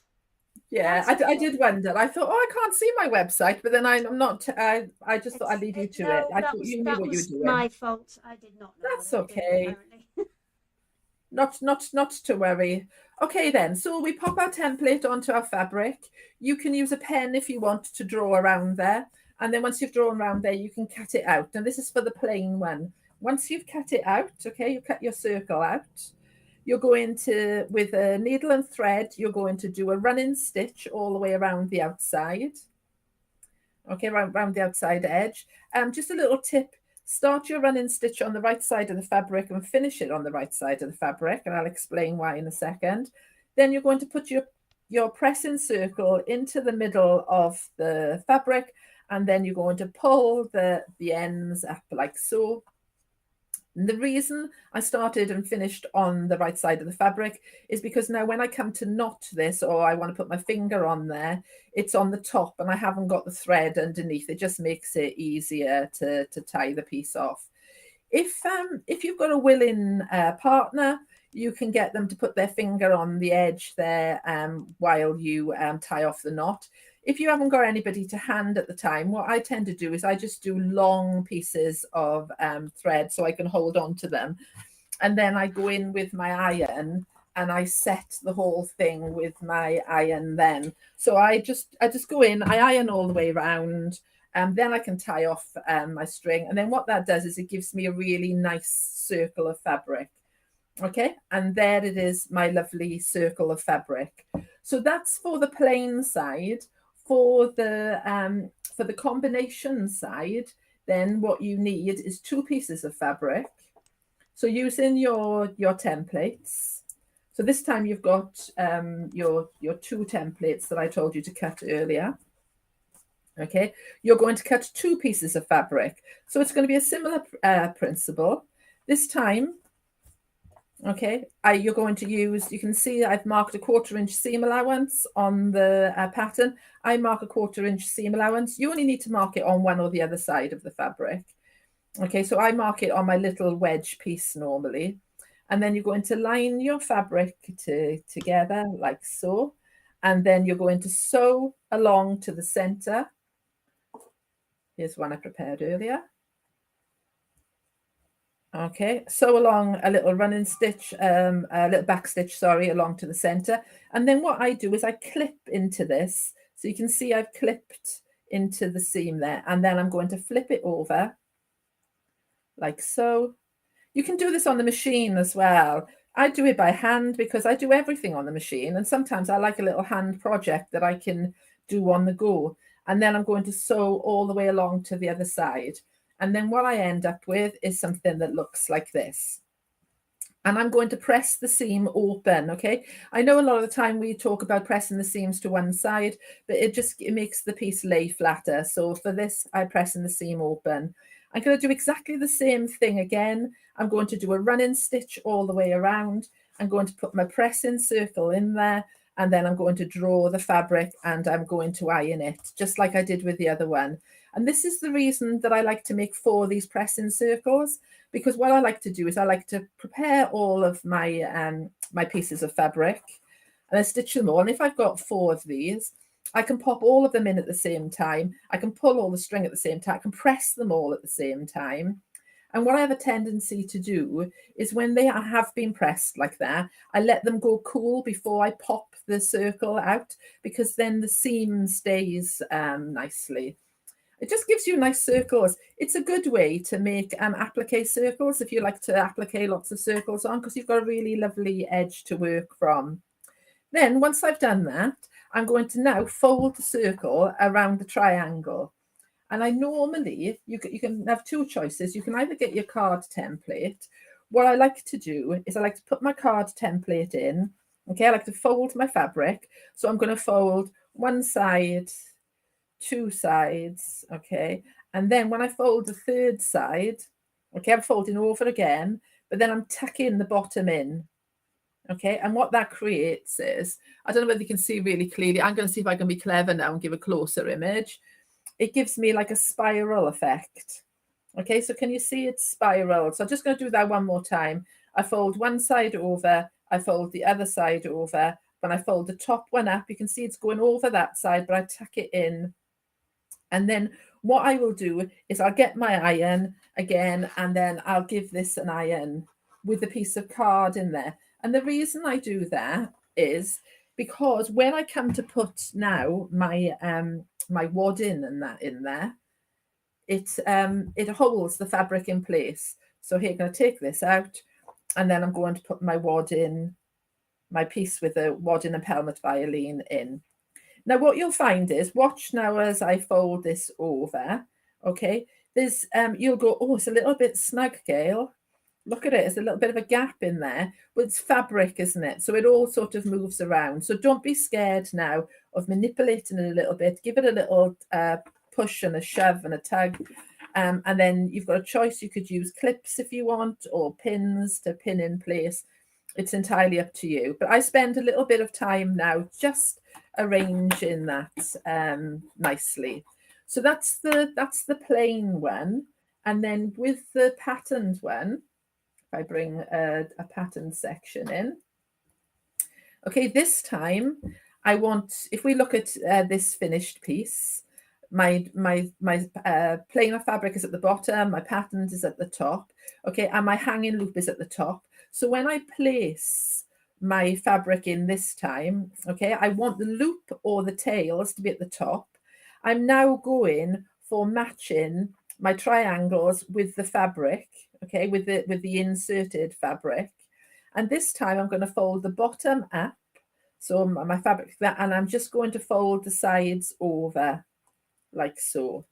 Now it doesn't really matter whether you go left over right or right over left. What I say is just be consistent, I think, because it just gives a nicer look. So then once I've done that, I'm going to do the same thing again. I'm going to get my clips and I'm going to clip these in place. Now, Hayley, how am I looking? Because I don't want to hog all the limelight.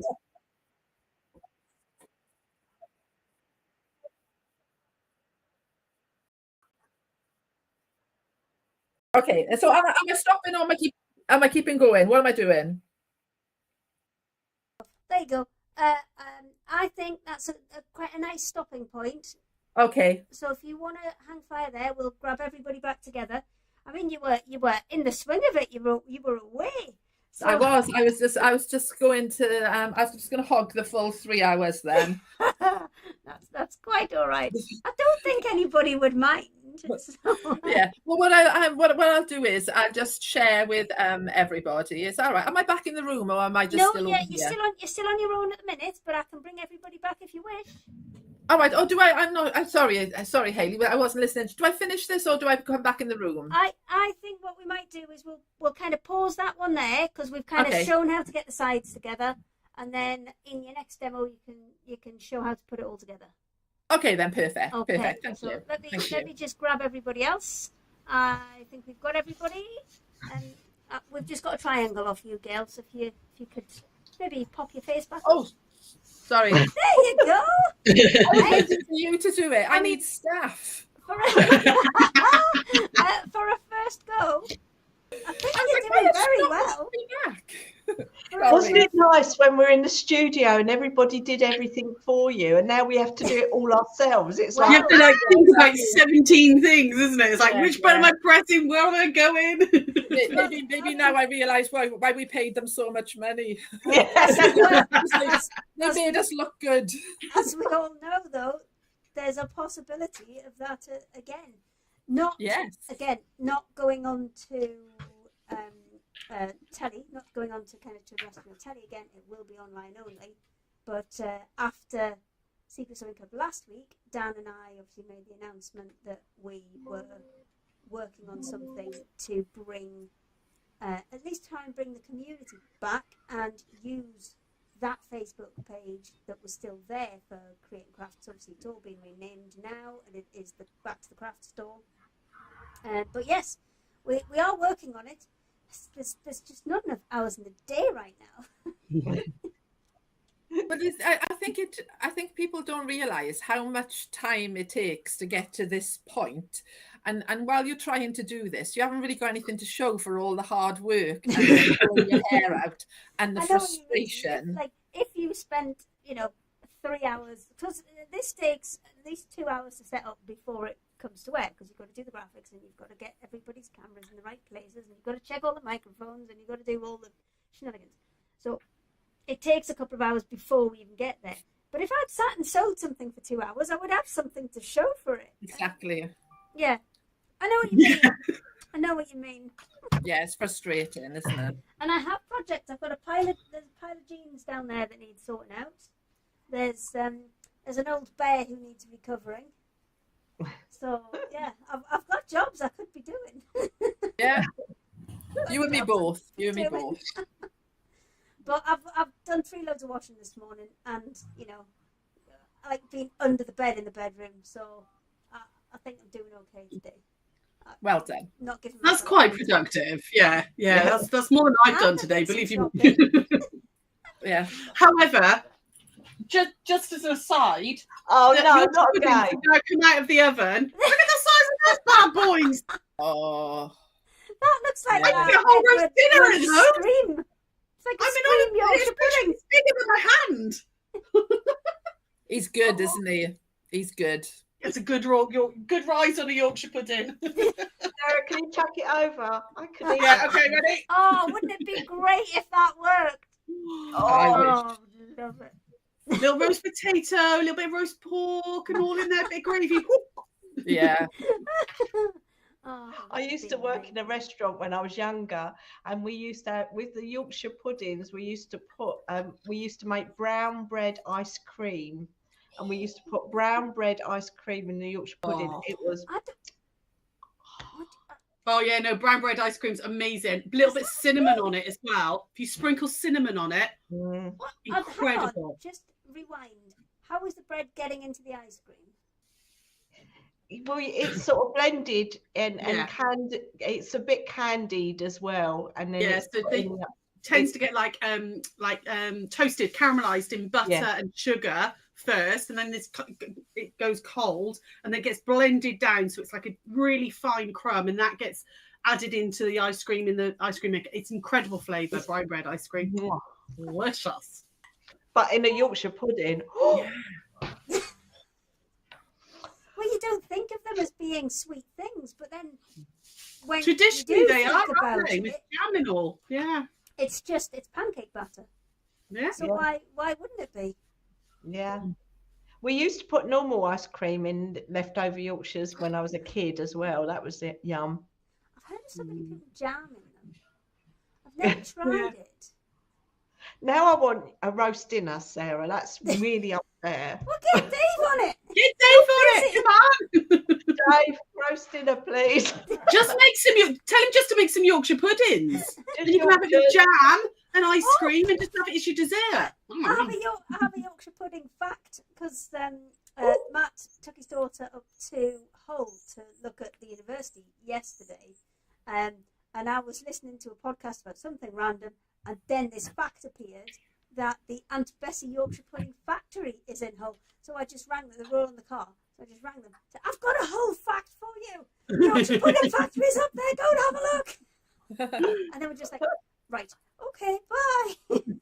Yeah. I was well excited, and they were having none of it. Love a Yorkshire Nicola. pudding. On that note, are you ready for round 2? Yeah. Oh, I've got something. Dave told me something while Gail was busy working. It's my 8th anniversary on YouTube today. Oh, well Today. done. My YouTube channel is 8 years old. Oh, Well that's done, you. lovely. Well done. Well done. Little fact I didn't know. Mine hasn't even been born yet. Oh, Mine's in the embryotic stage. in 8 years' time, we'll be saying different again. It's like Gail. half an hour of clicking, and Is it? then you'll have a YouTube channel to show for it. Wow. Yeah. Nicola, if Dave knows how to get the money out of YouTube for them to pay you, Oh, I need yeah. to talk to him. Yeah. Yes, you do, because we've just become monetized. Well, we've been monetized for about 3 years, but Yeah, they I've will heard not it. accept my tax forms. I can't work out what I've done wrong, and I've Yeah, spent hours and hours. So if I've I heard might be ringing 2 or Dave 3 and going, "What do you do?" I've heard I'll 2 or get 3 Dave. people with that problem where Yeah. they technically are monetized and they've got money sitting there, but they can't access any of it. So, Yeah, Oh. we've got quite a lot of money because we've been monetized for about 3.5 years. Oh, And we've wow. got quite a lot of money sat there, and they just won't accept any. So if anybody out there as well, if anybody has any I did. knowledge of how YouTube works, message me, please. I've spent hours and hours of my life like trying to get hold of them, and there's no Oh, okay. So it might not be such a good idea that I've just begun. Oh no, it is. I mean, if the forms are correct, it's fab. But Google AdSense, that's the difficult bit. Right, I am going to hand it over to our 8th anniversary lady, and then she can have another little chat and another little demo. Yes. See ya. Well, I'm seeing you because I'm still here. They've all gone. I bet Sarah's gone to eat her Yorkshire pudding. I just wanted to show you as well, while we were off air, I did actually stitch this on the sewing machine. The only thing is, I think once you get to this point, it's going to get a bit tricky. But yes, that's all sewn on the sewing machine with a zigzag stitch. Let's zoom, see if we can. There we go. I think there we go. No, you can't see it, but yeah, I zigzagged that together. So you can do that. So that's that bit there. And I don't know if Hayley can hear me, but I can hear everyone else in the background. So I don't know if she's muted everyone. I have now. Thank you very much, Hayley. I was very distracted. Doesn't take a lot. But I'm going to go back to my zip tray bags, which some of you have already bought. So congratulations. Thank you very much. It comes in a kit form. You can also, if you buy the 2.5-inch square template and buy just the pattern, you get the pattern slightly cheaper. So that's a deal that's on there, but it's not. It will be automatically reduced if you buy the two together. It's not a deal on this. Oh, I didn't make sense of that, but hope you understood what I'm saying. We know what you mean. Thank you, Hayley. I get all wrapped up in my own words, and then I don't know what I'm doing. But you can buy a kit as well, and the kit comes with the template, the pattern, the fabrics, the zips, and the snap fasteners and the bias binding. So this is Moda Pixels, which is a gorgeous fabric, and I'm going to look at that. There, can I just ask, Nicola? I'm on the website at the minute. I'm just going to find. Yes. Yes, there you go. So these are all in your Secret Sewing Club thing. They are. I'm just having a look at the. Which one did you say came with the template, or was the template set? So if you buy the template and you add the pattern into the cart, I think you get the pattern half price. Dave's going yes in the background. Dave's going yes, that's fine. As long as Dave says yes, we're all good then. Dave says yes. So if you buy the 2.5-inch square and the zip tray bag pattern, once you go through to checkout, you get the pattern for half price, which I think is £3. So that's a good deal, really. Or you can get a kit to make the trays. So this is the Moda Pixels. This is Tula Pink, and this is Raccoons. It's so cute. There's little raccoon. Let's go to the. I'm going to zoom. Look, there's little raccoons poking their little faces out and their tails, and oh, it's so cute. And while I've got the zoom on, this is the Tula Pink Raccoons in violet. And again, I've put the navy zip with this one because it went with the little raccoon faces. I thought that was really cute. So there's the 3 kits. Voila. And I am going to do a little demo on the zip tray bag. Now, I'm going to do a little demo here today, but next week I'm hoping to do an actual YouTube video from start to finish. So keep your eye out for that as well. I'm going to move these out of the way. And I am going to. Nicola, you were worried about doing this demo because obviously Sarah's just done a zip. But this is a different type of zip, isn't it? This is an open zip that comes apart. Yeah. At the end. So the zips in the project packets that Sarah did are amazing, but I'm just going to show you how I do it for this if you don't have those zips. So yeah, but I'll come to that in a little while. I'm going to start with the squares because you know on the jewel we have pesky points. let's zoom in because this is a smaller shape. On the squares, you have funny corners, and I need to think of a name for the funny corners, really. Cranky corners, maybe? That sounds pretty cool. Maybe some of you could suggest a name for my corners that aren't pesky points. Maybe we get some people writing in. So I'm going to show you the corners. So it's the same process again. So I use the template to place the wadding and the main fabric. I'm going to go a bit quicker because you obviously saw that in the last video. But I'm just going to show you this point, this corner. So I've done the second turn, and as I turn that over, oh, this one's perfect, but sometimes you get a little dog end coming out the side. So let me pin that one because that didn't do it. That is totally fluky, isn't it? When you want to show something, it doesn't work. So it's double turn there, and I'm going to just flip that corner. Oh, it's black. That's terrible. You can't see it. But I've just flipped that corner in and I pinned it. So there are my cranky corners, quite easy to do. I'm going to pop that aside. I have made 3 of the squares and I've joined them with zigzag down here. So this edge is where my zip is going to go in. Now my zip is an open-ended zip. Now, this is a lot longer than we need because I haven't been able to source a 7.5 inch open-ended zip. So this is longer. So I'm going to show you how I shorten it, and so that you can do it yourself. So this, if you say, oh, let's get the ruler the right way up. This is just over, once you've done it, it's just over 7.5 inches. But we want to make this zip 7.5 inches. So I've put my 7.5 at the bottom here.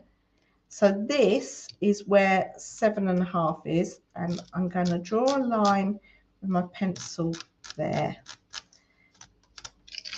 And you can't really see it. Let's really make a mark. So I want to shorten my zip to there. So what I'm going to do, I'm going to draw a right angle line that way. It seems quite complicated, but it really isn't. And there, I'm going to open my zip, and it comes into 2 pieces. And I'm just going to take a needle and thread, and I'm doing it in black so that you can see. I'm going to fold it over on that line where it said, I said it was 7.5 inches, and I'm popped a pin in there, and then I'm going to just hand sew. I've tried doing it on the machine, and sometimes it works and sometimes it doesn't, but it always works when I do it by hand. So I am just doing a little running stitch along that right angle line that I've drawn there, right to the edge of the teeth. And then I'm going to go, I think that should do it. Let's,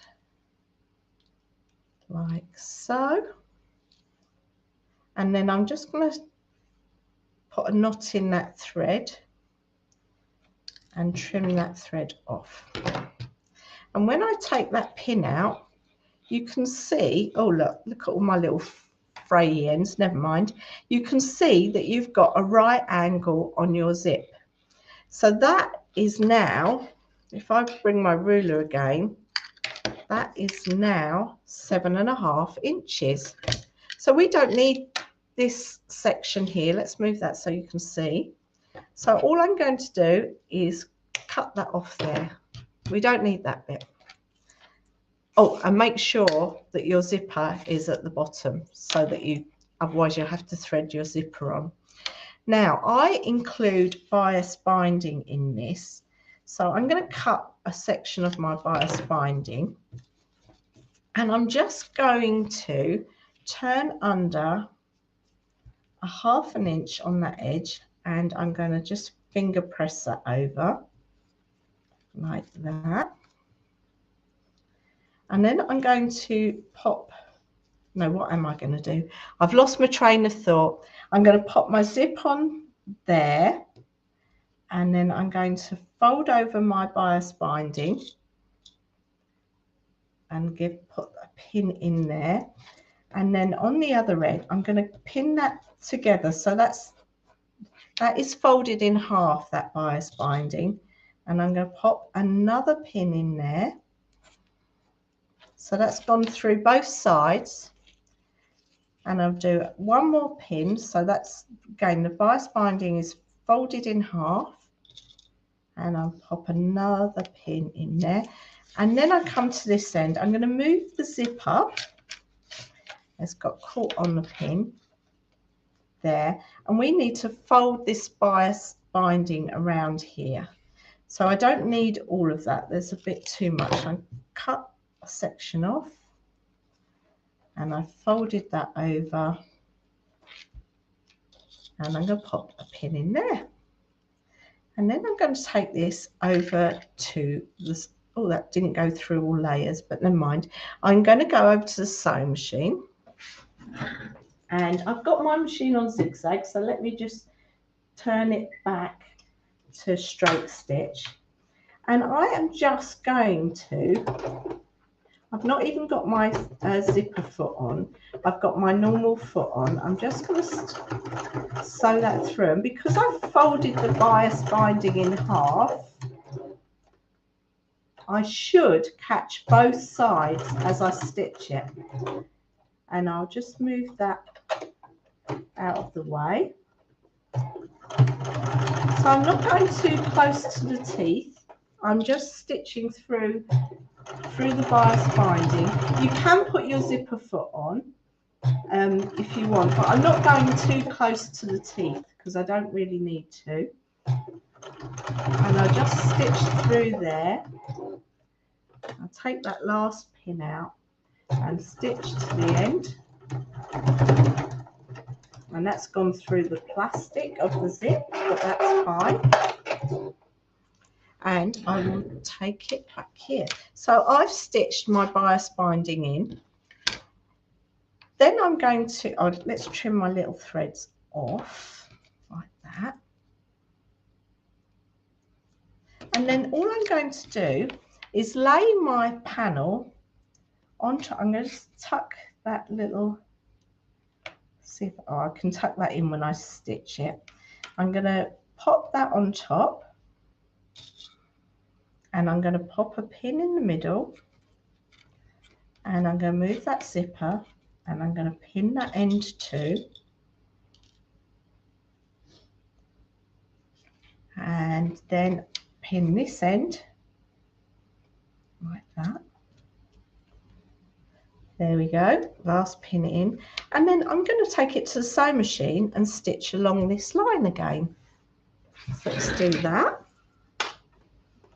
I'm just going to move that metal piece at the end out of the way. And again, I haven't bothered with my zipper foot because it's not right up against the teeth. Because we're stitching through the quilt as you go binding, you're not going right next to the teeth, if that makes sense. I'm sure it does. And we're stitching along. And then I'm going to leave them, see if I struggle, move my foot of my machine doesn't raise very well. No, it's not going to play ball. So I am going to just put a stay stitch in there,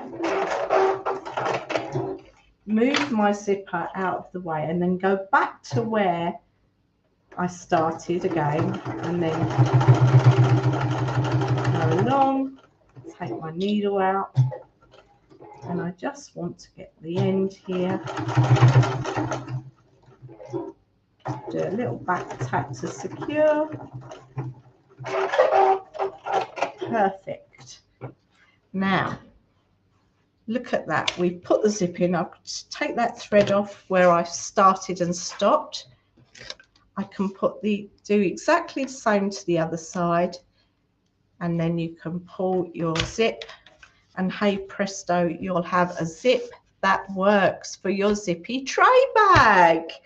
That is how easy shortening a long open-ended zip is to be able to put it into a smaller project. Hayley, do we have any suggestions for my cranky corners? Turn my microphone back on. Get on. So many windows open. Cut corners. Lots of people loving the technique. Really, really kind of found that very, very useful. Good. And let me just see if I can find any more comments. I just wanted to add as well. I think everybody's been just watching, quite intently watching, and we've got comments and just saying, you know, top tip, love the tip, loving the zip technique. Just nobody having any objections to the corners. Perfect. And I just wanted to say I had to use a white zip because all the black zips were in the kit. But in this kit, you'll get a black zip. But I'd run out, so I had to use a white one. That is absolutely fine. But it's pretty cool, isn't it? Yeah, it's not very often. I know you were concerned because it was another zip demonstration, but I don't think people often see open zips within projects. So I think it's absolutely, as we said, lots of comments saying great tip, great demo. So perfect. Happy people. Shall I go on? Well, we seem to have lost one. Oh dear, where's Gail gone? And I think Sarah's may have eaten a Yorkshire pudding. Hello. Hey. Hang on, let me just unmute those guys because I know that. I'm sorry, I expect you were thinking I was going to do a longer demo, and that's all right. You can come back and do part 3 later. That's fine. Where had you gone, Gail? I was just looking for a bit of fabric. That was all. Nothing exciting. I wasn't eating Yorkshire puddings or sandwiches. I haven't eaten it. It's gone back ready to be put on dinner later. That wouldn't have survived with me, Sarah. That would have been.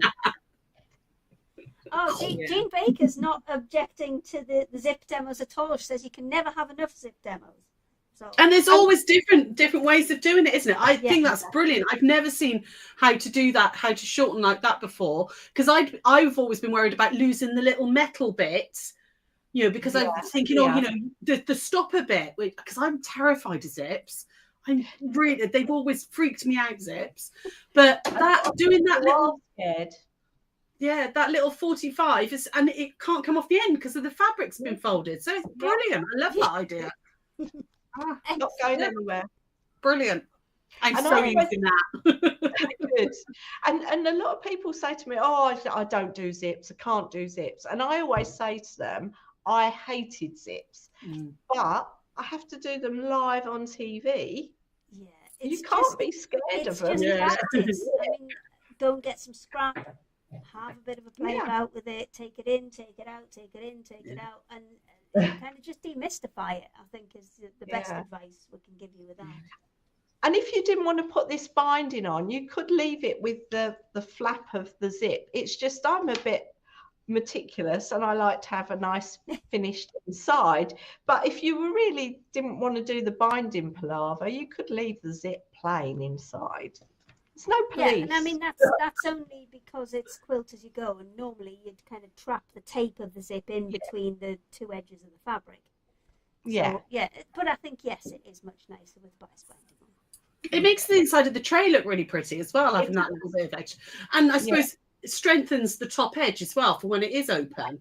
Yeah. So this is soft. I haven't put any interlining in this one, but these. Oh no, this one's I can't even tell what's got interlining. Some of I put wadding, some I put interlining. This one I actually made all by hand. So these were by machine, and this was all by hand. So everything, the zip, everything I put in by hand, just to show that you don't have to have a sewing machine to do some sewing projects. So absolutely. I think we've got Sarah next, but after that, we do need to have a little bit of a retreat-based chat.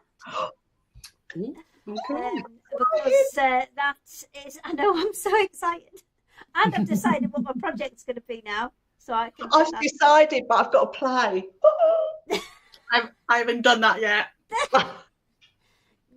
Gail, you can go on the next one. Don't worry. Don't feel left out. You can come on the next one. No. I don't feel left out. I'm just enjoying watching your stress level as you try to work it all out while I'm sat here going, that's not my problem this time. This time. No, Yeah, this this time. time. We'll get you next time, Gadget. Yeah, next we're getting time. payback. I'm waiting for you lot to iron out all the Oh, problems. nice. And then you'll There just won't be. swoop in at the end. And then I'll just swoop in and look like I know what I'm doing. Perfect. That's exactly how we'd like it. Sarah, are you good No, to I think go? it's really good. I've had a little look. I've had a little snuffle through. I've had a look at Adam and whatever. It looks fantastic. Yeah, it's Yeah. beautiful. Place It's looks absolutely amazing. beautiful Yeah. venue. And initially we were looking to do a 2-day one, and we've kind of condensed it into a 1-day one. So you're getting 4 1.5-hour classes, and we're going to make sure that everybody brings some stuff down so we can have a little bit of a kind of mini market while you're there. So if there's anything, you've seen these guys and you've seen the projects that they do, but you want to maybe have a little look and a touch and a feel before you go for it, then everybody's going to be bringing all of their bits and pieces down with them. So if there's anything you've seen and you've liked and you've maybe missed out on it, then that's a really good opportunity as well. So I will go and find the website for that. We'll maybe have a little scroll through a little bit later on. And good food, I think. Yes, that's the other thing. There's unlimited tea and coffee and biscuits and cake. Love it. And obviously dinners and stuff. All your food's included. And there are a couple, because we've gone quite central. It's kind of Stafford way. It's quite central in terms of the UK. And we have been getting a lot of people asking us for ones up north, ones down south, ones across, ones, all over the place. And that will come in time. We're kind of just trying to prove the concept and find out if this is something that you guys kind of want to get involved in, and then we'll work it out from there. We're basically the guinea pigs, Sarah. Yep, that's it. Used That's to it. But I mean, the fact that Adam's organising it is taking a whole heap of pressure off, because he just does everything and we just waltz in. We're just going to rock up and do our thing. It'd be lush. Rock up, do our thing, go on. Lovely. Oh, sorry, I missed you. Can I see you on catch up? Absolutely, it will be. This and all of our other ones that we've done will still be available on YouTube. What I do tend to do with YouTube is download them from lives and then re-upload them into the regular videos, because I think it's just a bit easier for people to find them. And on Facebook, yes, you'll have to scroll back down the feed, but it will be there somewhere. How long do they stay on Facebook for? Does anybody know? Forever, indefinitely, unless you delete them. Oh, no. Yeah, unless you delete them, they stay on your Facebook.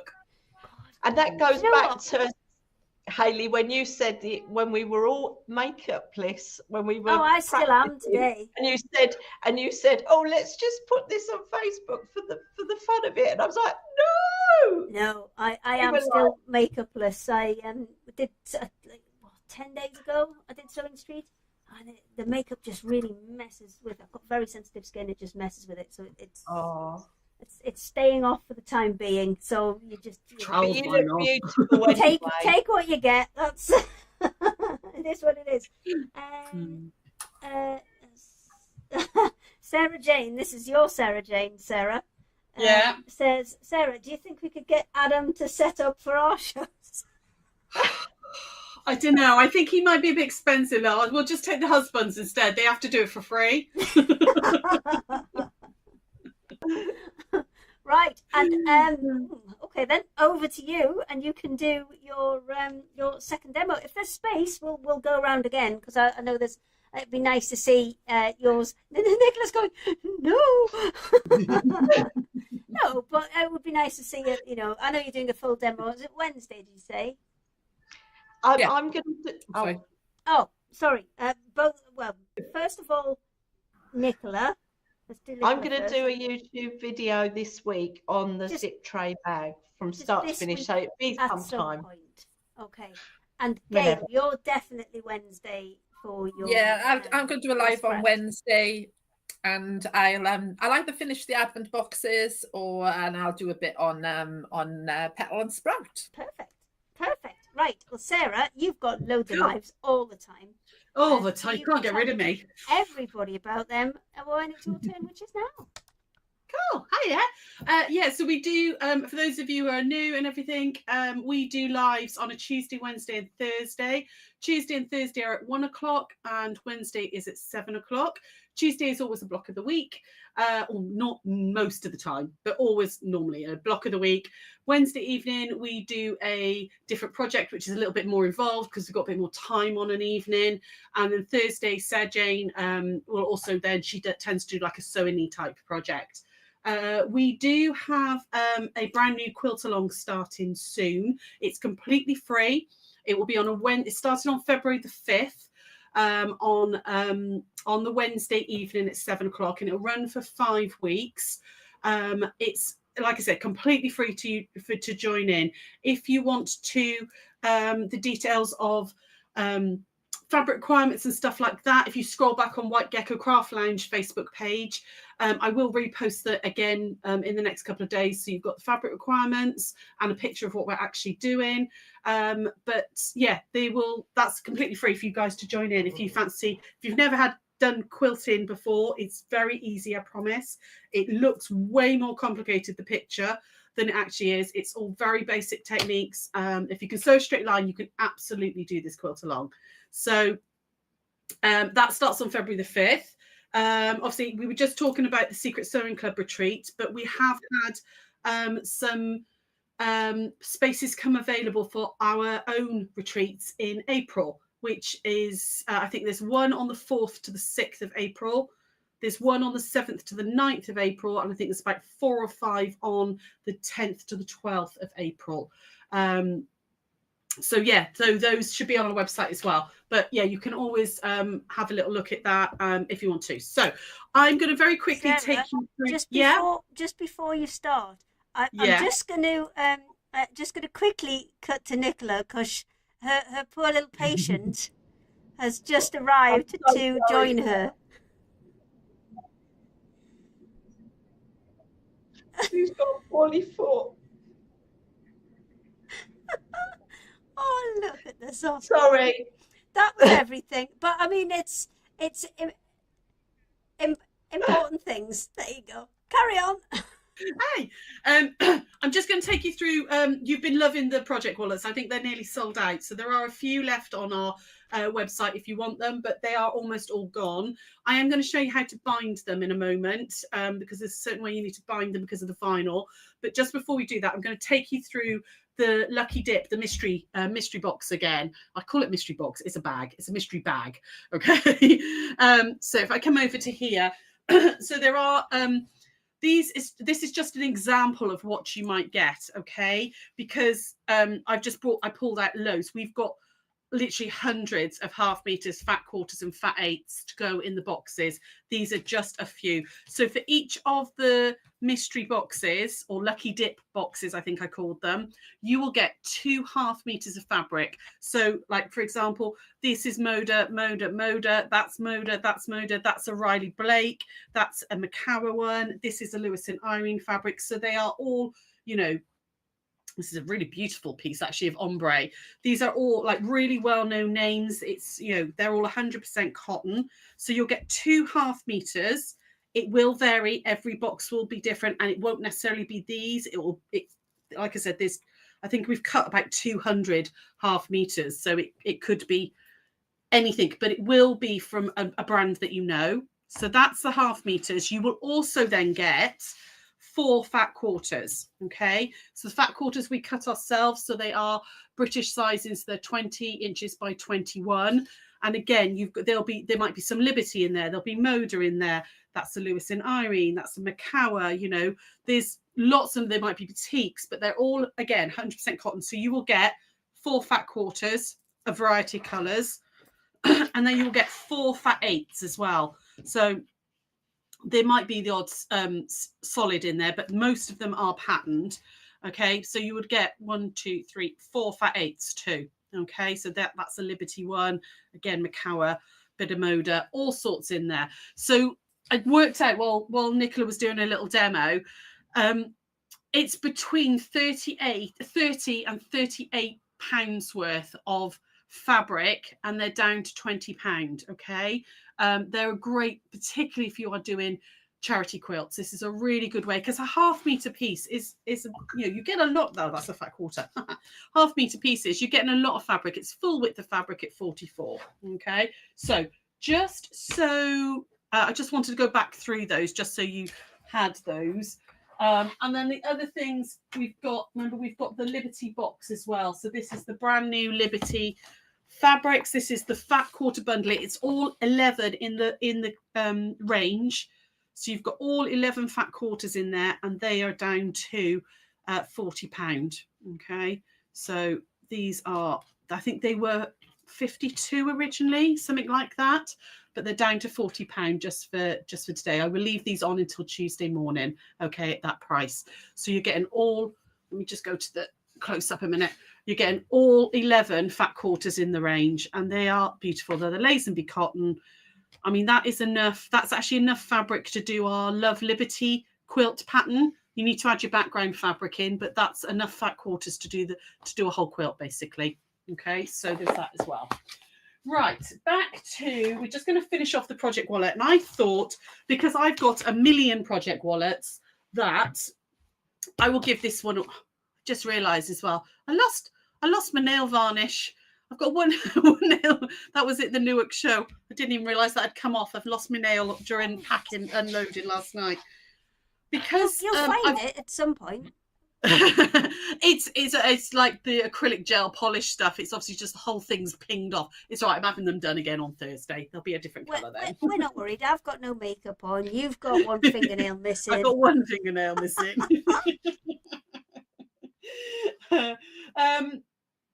What was I saying? So what I've done with this is I trimmed them all down. I've squared it all off, back and front, okay? And I've just stitched about a scant quarter of an inch all the way around, okay?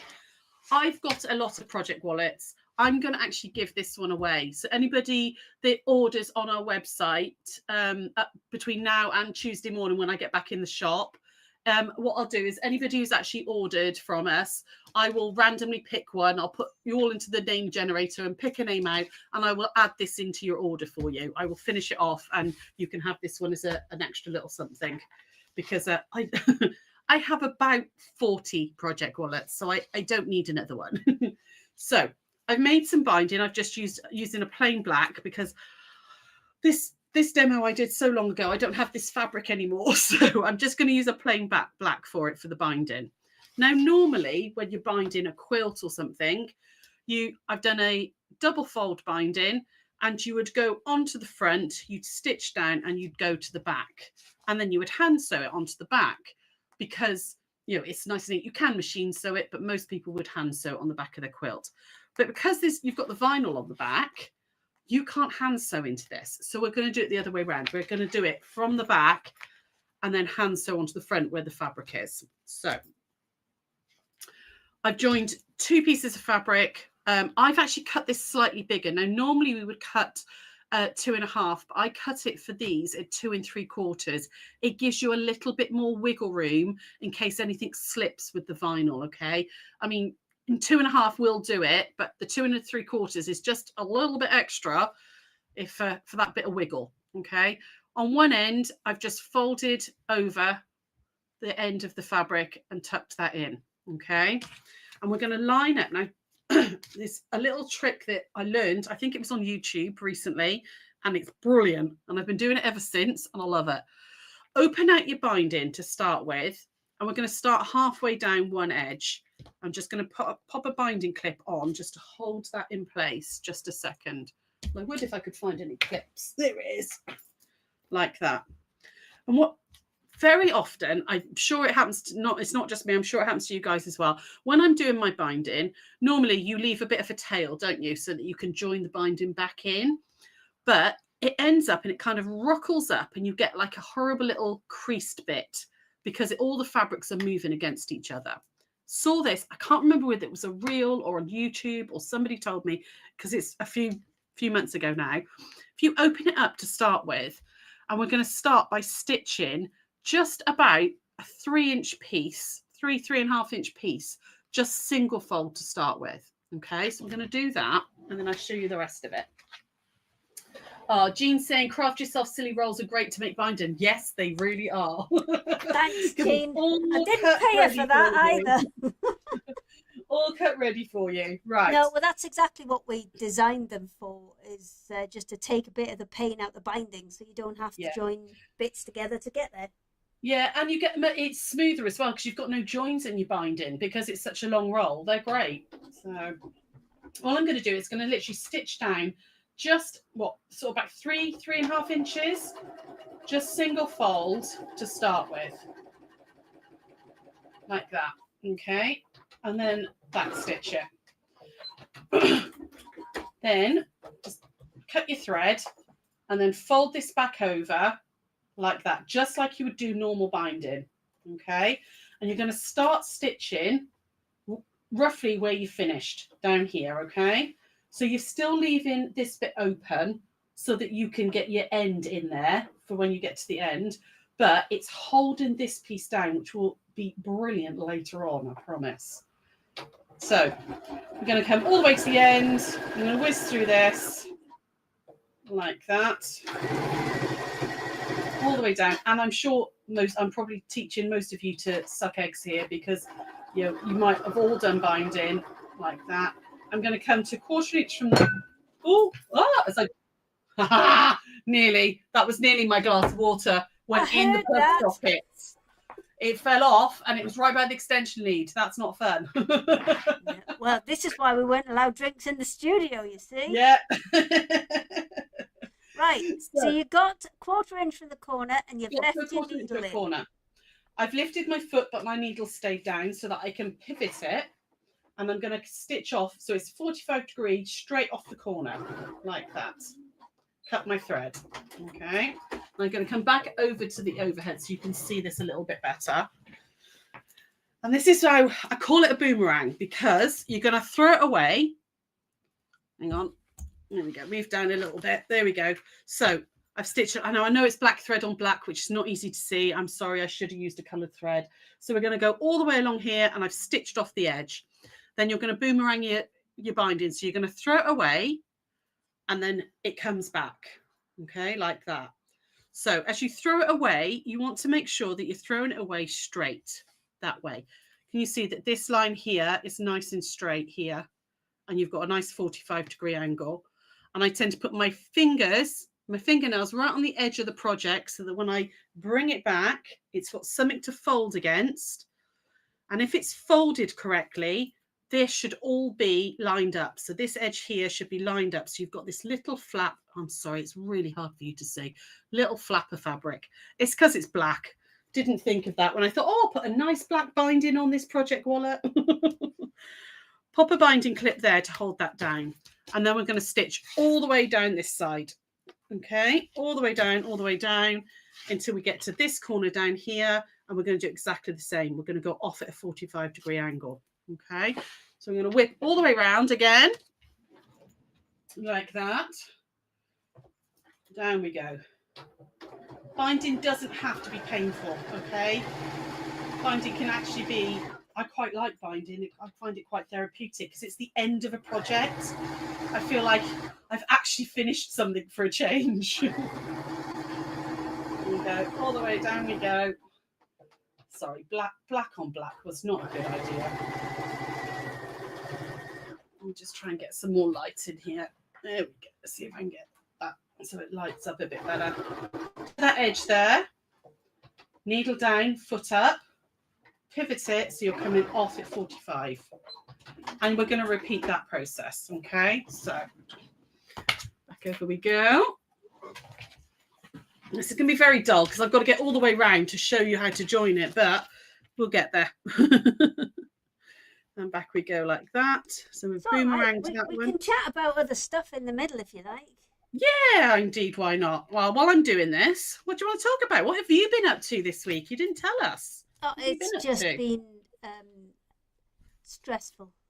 Oh, hun. Well, we had a really good show on Selling Street, which was fantastic. But they don't work the same way as Create and Craft used to. And instead of getting lots of individual printed orders, you get a massive spreadsheet. I can see Gail nodding and laughing. It's not fun, is it? It's all well and good until you've got multiple people working on the same spreadsheet and somebody accidentally deletes one cell, which then moves everybody's orders up by an item. Oh no! So we've got about 100 people that we need to call tomorrow to say, really sorry, you've been sent some wrong stuff, and we need to fix it. Oh, that's a bit of a nightmare, hun. Well, I mean, when I sorted it out, there was about 150 orders that had been affected. So I've gone back through them and checked it against what they should have had. And luckily, there was about 30 to 50 that had ordered something and just by sheer luck had got the right thing. Oh, wow. So yeah, we've got, I think, about 102 people that we have to call tomorrow. Bridget doesn't know about this yet. So I'm hoping she's not watching. Is Bridget going to be watching today? I'm hoping not, because then I can put off the pain for another day. But yeah. Otherwise you might say that. I'm ringing in sick, love. Sorry. That's been going on. We've been... what else have we been doing? We've been sorting out all the new exciting stuff to be able to broadcast on the craft store. Yeah. Which is going to be very exciting. We're all excited about that. And yeah, that's just constant just phone calls all day, all night. Oh, bless you. It's all good. We'll get there, but we're really excited about it because I think it'll be nice to have everybody in one place again. So when everybody's doing lives, you don't have to jump about looking for them all over the place. Yeah, people can just know when their supplier, their favourite supplier's on. Yeah, exactly. And find them easily. So, well, that's what we're hoping for. That's what we're hoping for. But we will see. We had a bit of a crazy Tuesday. So after the charity live, we had lots of orders from that and stuff to sort. But then I also launched our new group quilt, which is going into Festival of Quilts. So all that went crazy on the website as well. So Sarah Jane tells me off that I need to stop doing all this extra stuff because I keep giving her so much work. I know. It's terrible, isn't it? Because we're like, oh yeah, it'll be fine, and then it's not fine. But I did hop into your Mega Live a couple of times. Thank you. Checked that you were all right. But you looked very busy. It was very busy. It was very busy. And Gail actually sorted out my tech for a change. I couldn't work out how to get Adam to come on live with me. And Gail knew how to do it. It was brilliant. You just press the button. Oh, I was doing it through Business Suite. And the little two people... you can't do it through Business Suite. You have to do it through the main page. And I always tend to use Business Suite on Facebook. So, but never mind. There you go. You're back. You see, plenty of chat. You're back to where you started. Yeah, back to where we started. So I've gone all the way around. I've done all the corners as I was showing you. And then when we get to the end, so I've cut out a bit extra to overlap. So we're going to open this out where we started and did that in the original sewing and tuck that in like that. There we go. Grab a binding clip and pop that on like that. And then I'm going to start stitching back up here and stitch all the way down to here where I started on the double. But by doing that little bit there, now, because I don't know about you guys, but this bit, the amount of times I'd get a little wrinkle, a little ruckle in the binding where you've got like 1, 2, 3, 4, well, you've got 6 layers of binding all moving against each other, against the quilt as well.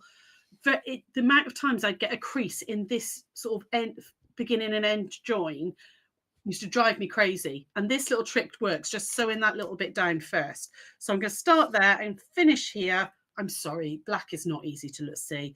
There to there, stitch that down, and then that's all nice and finished there. And then I've just got a bit of hand sewing to do. So we'll just finish off over here.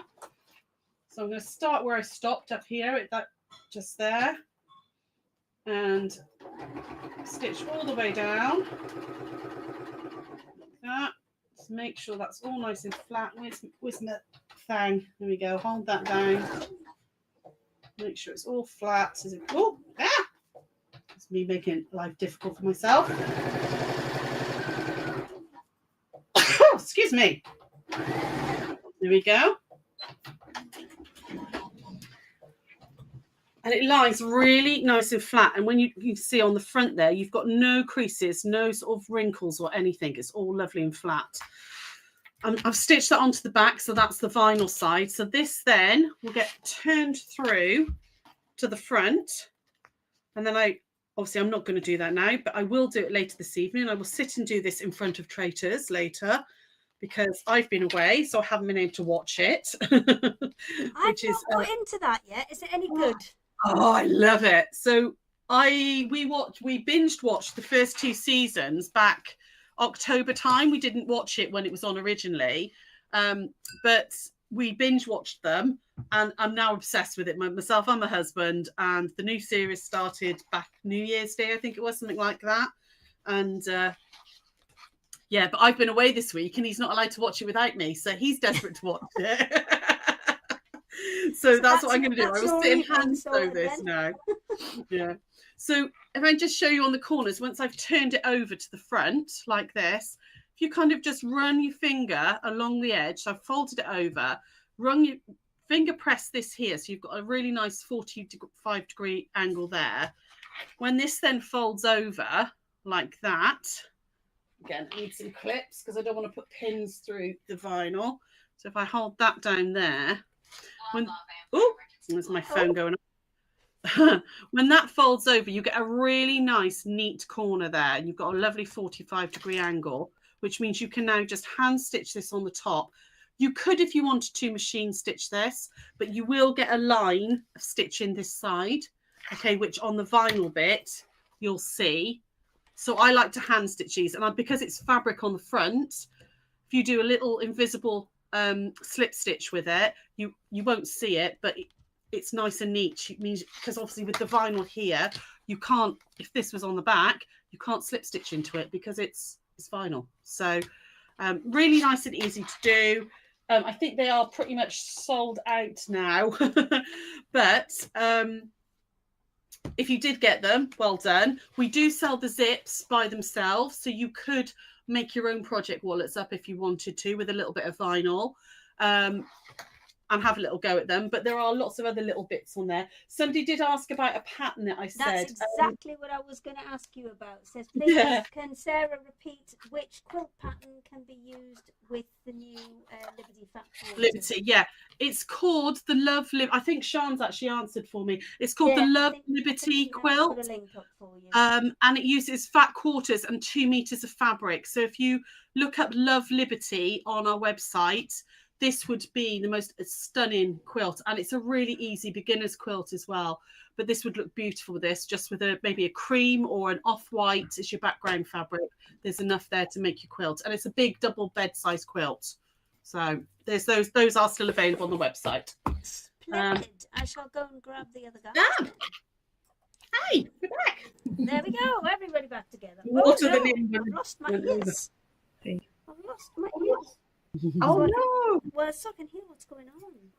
I tried my talk back one, but it isn't quite as good as this one. This one's better.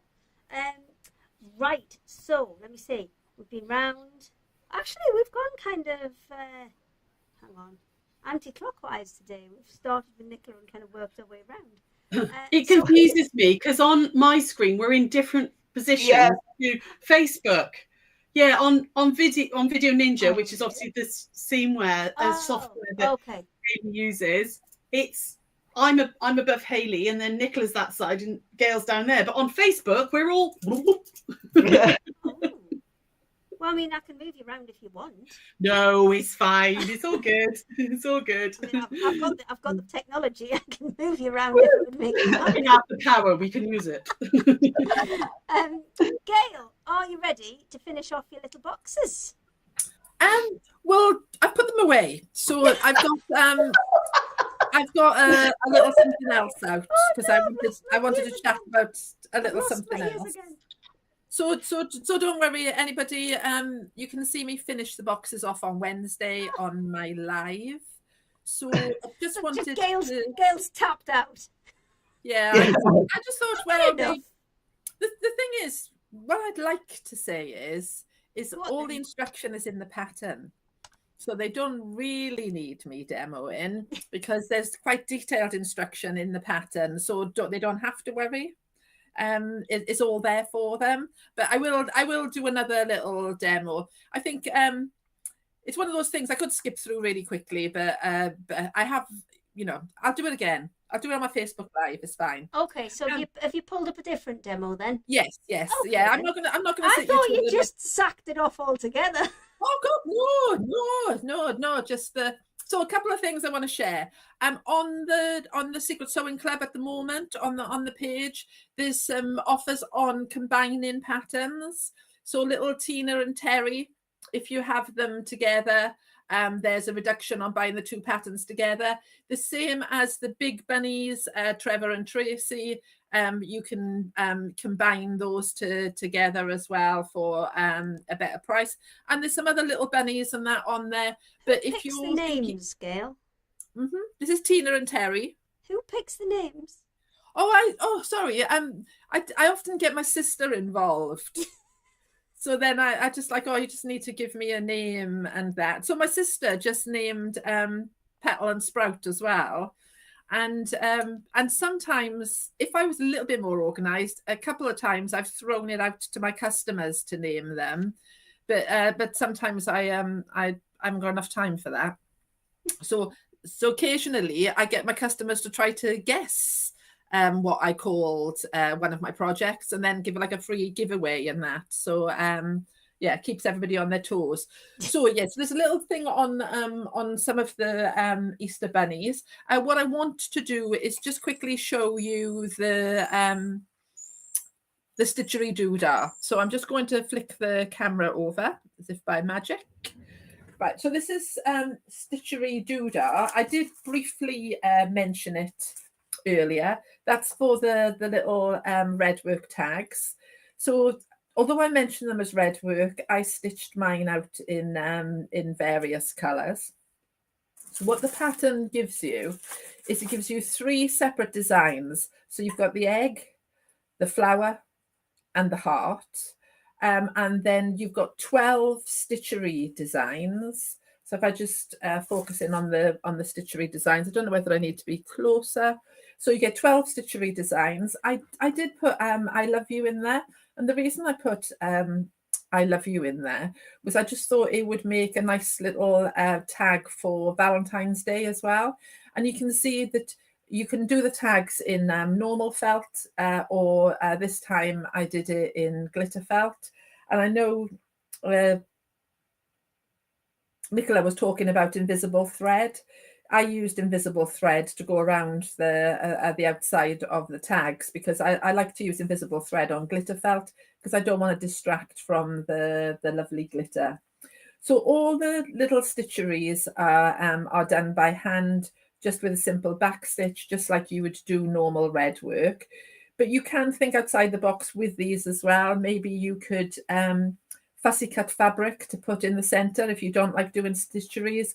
Or you could even, I've just put a photograph of one of my sister's dogs in there. They're good for using for little frames. So it doesn't just have to be for Easter. So here's quickly the designs that are in there. You've got Happy Easter, I love you, some gnomes, some toadstools, an egg, a basket of eggs, some bunnies, some chicks and that. So it's got a nice Eastery theme. And then you've got your 3 shapes. So when I spoke to you earlier about the Japanese fabric folding, about how I like to work with my templates, again, I've used card. I've glued the template to the card, and then I've cut the template out. So you can see here's my template cut out. So these are made from card then and are quick and easy to use. I've also got available, which I did mention earlier, the acrylic templates. There's an offer on a bundle of having all three together. And this time when I had the templates made, I kept the centre because they're quite handy to draw around. I just thought it's just waste plastic otherwise, so why not keep it? So you can either draw internally around the heart or externally around the heart. And then you've got the flower with the circle in the centre, and you've got the egg. You can cut around the templates with a rotary cutter if you want, because they are 3mm thick, so it's a nice thick template. You can also use them, even if you're not doing the template, you can also use them for applique. So there's no reason why you can't just use your template, pop it onto some heat and bond or Bonder Web or whatever it is that you use, draw around there. They're quite nice because they're nice and solid. You can just draw around them and then use your heat and bond then. You know, we've all done enough applique for me not to iron this onto fabric and that. And then you can just cut your shapes out. So think about, I always try to say that if you're ever buying a pattern, or you buy templates or something, think about all the other uses that you can use them for. So you don't just use it for one project. You can also use the one to cut out hearts. You can see I've cut out a heart from the centre. You can use them as well to cut out your felt. Oh, there we go. I've got fleece. So you can put a little circle of fleece in the centre. So you could cut out nice flowers for a little quilt. Different ways of cutting out your felt, okay, for this project. If I can just find a bit of felt. Here we go. So you can do several things. Let's just take whether I use my paper template, my card one, or whether I use my acrylic one. You can pop it directly onto your felt, okay, and then you can take your pencil and draw around there. Okay, you can put like little sticky pieces on if you want. I don't really need to. It's easier as well sometimes that if you've got the center in there as well, you've got a nicer surface to actually hold in place, so you can put your finger right in the center and draw around there. Then I've drawn around onto my felt and I've got a lovely line to cut on. If I do this, okay, then what I'll do is when I cut this shape out, I'll always make sure that I turn my felt over. So if there's any tiny residue of pencil line on my felt, okay, if we look at this circle, you can see there's a tiny little bit of pencil line on there. I'll always make sure that I work from the other side. But one of the things that I like to do, and I talk about this a lot, so sorry if I'm boring you with it, I like to draw onto freezer paper. So you can see here, I've popped my template or my paper on, or my paper template onto freezer paper, and I've drawn around the shape. You can see I've done it here. Then I've gone to the iron. Okay, I've ironed it onto my felt. Now I'm speeding through this because you've seen me do this enough times before, and It's also all right. I do have a couple of questions though, Gail. Jean Baker says, I ordered the acrylic templates but was confused as it seems to say it was a kit with the felt. Is this the case? I think no. So what she's I might hop across to your website just to be able to show her what's gone on there. So, for example, if you go to the Stitchery Doodah gift tag decoration kit with pattern embellishments, now acrylic templates available, then you can see there's kind of a range of prices on there. That's because if you come down to here and choose add an option, you can, and I should have switched across now. It's all right, we can join in, it's fine. So you've got options there of the pattern, the digital, the kit, the templates individually, or the set of 3 templates. So if what you were going for there, Jean, was the set of 3 templates, that's what you need to do, and then go ahead and add it to your basket. So I would have a little look, because there is a kit option there as well, which will, let's have a look, including the patterns. So that will be the paper patterns that Gail showed you, and enough felt to make 6 tags. So it's the templates that you're after, then you maybe need to go to that set of 3 templates where it says template pack, all 3 templates, egg, flower and heart. So let me just switch it back to Gail. There you go.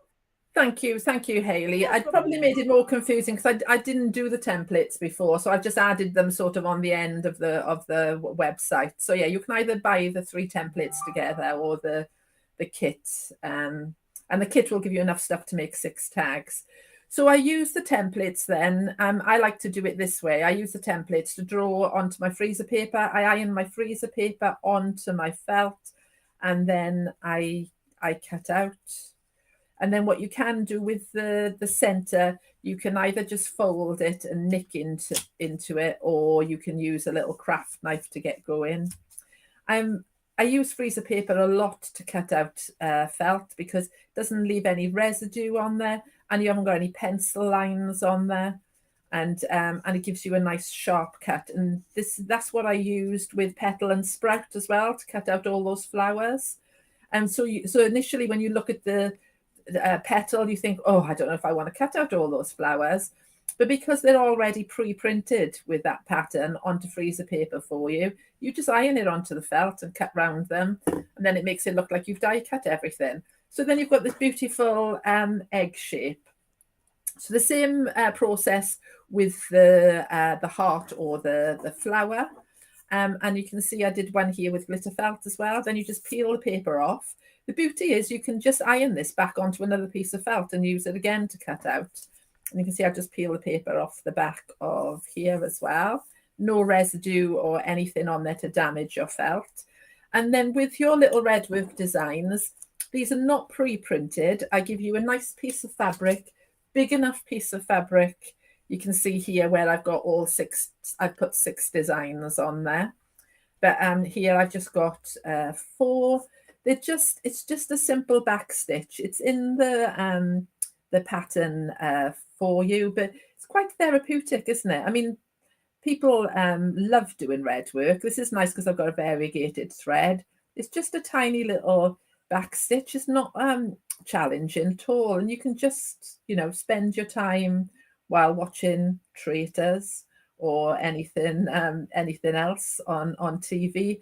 I think it's good to have in the car, you know, if you're waiting for the kids, going to the doctors or the dentist or anything, or even I keep something like this in the glove compartment of my car. And then if I ever get stuck in a traffic jam, even because obviously I'm the one driving, I've always got something in the glove compartment to get out. And then I don't get so frustrated then that I'm sat there for 2 hours on a motorway, because I think, oh, do you know what? I've done some therapeutic stitching. So, and it doesn't take up any space either. So you can enjoy yourself stitching out these designs. You might have some designs of your own that you want to stitch out. It's amazing how quick these little projects come together. Once you've done that, you can pop your little design on top. And then what I do is, it's entirely up to you, but I take this to the sewing machine and then I blanket stitch around on a sewing machine. Now you could blanket stitch around there by hand if you want, but I quite like the blanket stitch on my sewing machine. So I blanket stitch around on the machine, and then I cut away the excess fabric. And then there's 2 trains of thought, okay? You can either use your template to cut another piece of felt, or you can do, which is what I tend to do, is I lay this on top of my felt and then I trim around it again. And the reason I do that is that way my front and my back is exactly the same size. So if I have gone on a little bit of a wander at any point, both are exactly the same size. Then I take it to the sewing machine again, and then I blanket stitch again around a second time. It's up to you. You can either use a coordinating thread, or you can use one that stands out. Entirely up to you. If you want to add a little border, okay, little border stitch in there, I do that at this stage, because then I think all the ends are hidden inside. If you did it at this stage, you'd end up with like a more quilted effect. And then in your pattern and in your kit, I've given you the lovely twine and some bows and some charms, which enables you to just finish off your designs with a little hanging loop and a little charm if you want. You can see there I've put a little charm in there.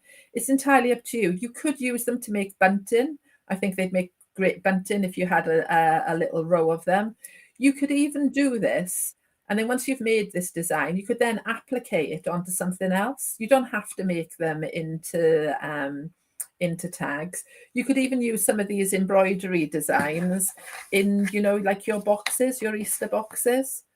Those designs would fit in there, so you could do a stitchery on the Easter boxes or on the side as well. There's lots of things you can do, and you can add additional decoration by adding buttons or beads or even embroidering into the felt as well. I mean, the possibilities are endless. Do them all in one color, or as you can see in these ones, several colors. I just think it's a really nice little hand sewn project, and the acrylic templates are a nice addition, but not essential. It's entirely up to you. Let me go and grab the other guys.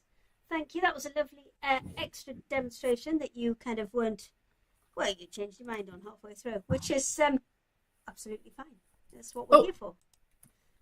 Well, I just wanted to show you the stitchery doodle, and that I thought rather than just flash it up, I just wanted to give you a few ideas of what you could do with it. It's your time. You can do with it what you will. Right, so let me just unmute everybody else because you're also over here. Boop, boop. There we go. Everybody back in the room. Okay, what have we got left to do? So have you not got anything, Hayley? Well, I'll be honest, Nicola. No, I've been really busy. But what I have done is I did extend the things that we had on the 14th on Facebook, which I'll quickly show you now. And then we'll maybe have another chat about the retreat as well. So what we do have some special offers on Craft Yourself Silly. So you can either use my QR code or just head to craftyourselfsilly.com.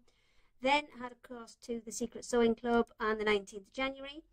Now, there's loads of fleece on there, which Gail asked us to put on because she doesn't supply fleece herself, but we do. So it is on there if you want to find it. And there's also some toy accessories on there. So there's things like eyes as well. So if you wanted eyes for, was it Terry? Was it beads? Okay. Yeah, the safety eyes depends if you're going to give it to a kid. Yeah. Perfect. So Gail's just telling me, because you can't hear Gail at the minute, that yes, lots of our projects do use safety eyes, so they are there if you want them. And we did a Facebook Live on Tuesday, and that had some absolute bargains on. So we've got some linen look, black and white, and cream and navy cotton. That's down to £3.25 for a half metre. There's a 250 gram Moda scrap pack. That's equivalent to about 1.5 meters of fabric in there. All kind of beautiful Moda fabrics. So if you want a bargain, there is that. There is, where's my mystery sewing box gone? There's a mystery crochet box. That one is a couple of bits, a couple of balls of yarn in there, plus loads of other lovely crochet goodies. I am just going to go and see if I can get the sewing box up for you while I am multitasking. Let me have a look. And then there's a Sanderson potluck half meters as well. So that you've got some absolutely gorgeous fabrics in there. And let me just see if I can get this last. I thought I'd done them all while I was busy doing bits and pieces. So let me have a look. 14th of January Facebook sewing mystery box, and there we go. And here we go. See, I just didn't put it in the right category. So I've had Sarah's exact same problem. There we go. Other bargains. Tick the box. Save and close and refresh this. There you go. sewing mystery box. So that's got 2 or 3 fat quarters in there, and there's rotary cutters in there. There's also a couple of quilting rulers in there as well. So it is its contents may vary job, but there's loads of absolute bargains in there. I did see a comment from Alex earlier in the day saying that her box had already arrived and it was brilliant, and there was loads in there. There's at least 30 quid worth of value in those, but there's probably, if I'm honest, there's probably more. But there you go. So yes, we do have some stuff. I didn't get around to it. I've got to get better at it. I've concentrated too much on doing other people's stuff and I forget to do my own. But that's fine. That's okay. Why I thought I'd remind you, Hayley. Thank you, Nicola. Very useful, excellent reminding. So I will just very quickly, actually, while we've got the web up, I will show you where you need to go if you do want to get involved and go on the Secret Sewing Club retreat. Let me just switch into that, which is this one. So you go to creativehideaway.co.uk. We're actually on the home page. This is the first page that you'll come to, and that's us there. Secret Sewing Club down in the corner. Secret Sewing Club retreat, 12th of April. So then if you click on the All Retreats one, you'll be able to see there's the ones that are lined up so far. We're right in the middle there. And then that will give you loads of information about who's going. So Sarah, Nicola, Quilting Antics, and myself. And then there's some absolutely gorgeous pictures of that Hawksyard estate on there as well. So that will kind of, scroll through those pictures. It's a gorgeous venue. And also what he's done is he's given you a couple of different ways to pay as well. So if you are, it is £250 for the 4 classes. If that's too much all in one go, let me go and grab everybody back. If that's too much all in one go, Adam is quite happy to take deposits and then kind of follow up with you later and nearer the time. So if you do want to spread the payment, that is a possibility. But what I would say is just drop him an email. There's a contact us button really obviously at the top of the page. Drop him an email and he'll work on that with you. So, Sarah, you don't know what the project is yet? I've got 3 ideas in mind, but I've just got to decide which one I'm going to do. And I've been really busy the last 2 weeks. I haven't had time to actually go, right, that's what we're going to do. Like the beginning of this year has been... It's been crazy. It's really been crazy. Absolutely manic.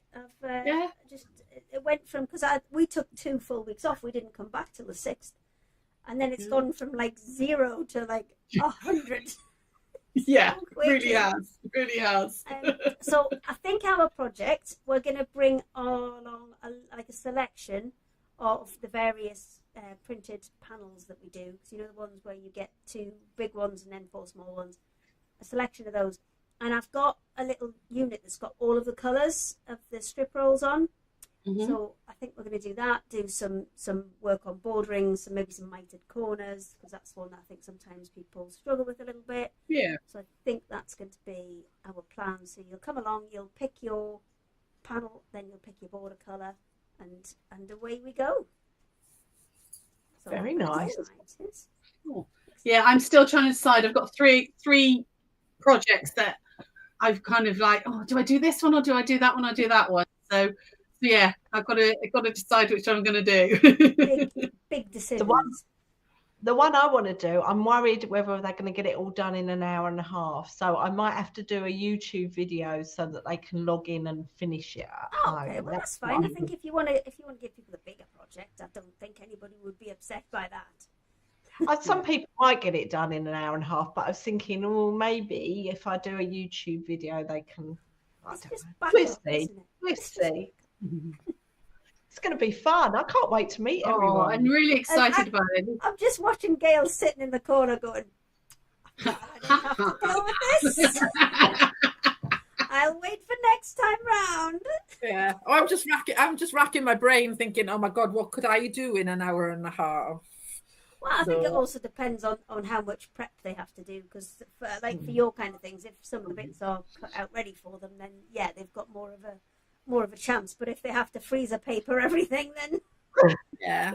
It's a bit more challenging. Well, I've got a little bit of a lead time now, haven't I? So I can give it some. You can have a little think. You can be on the next some one. thought. Yeah. Well, what's Yeah. Oh, we're almost on time today as well. That's a miracle. I know. We've never done that. Never been. We either stop about 10 minutes short or we overrun massively. So well done, everybody. We've actually succeeded in being on time today. I think it's gone reasonably well. We haven't had any major technical issues. No major disasters. So No, winning. indeed not.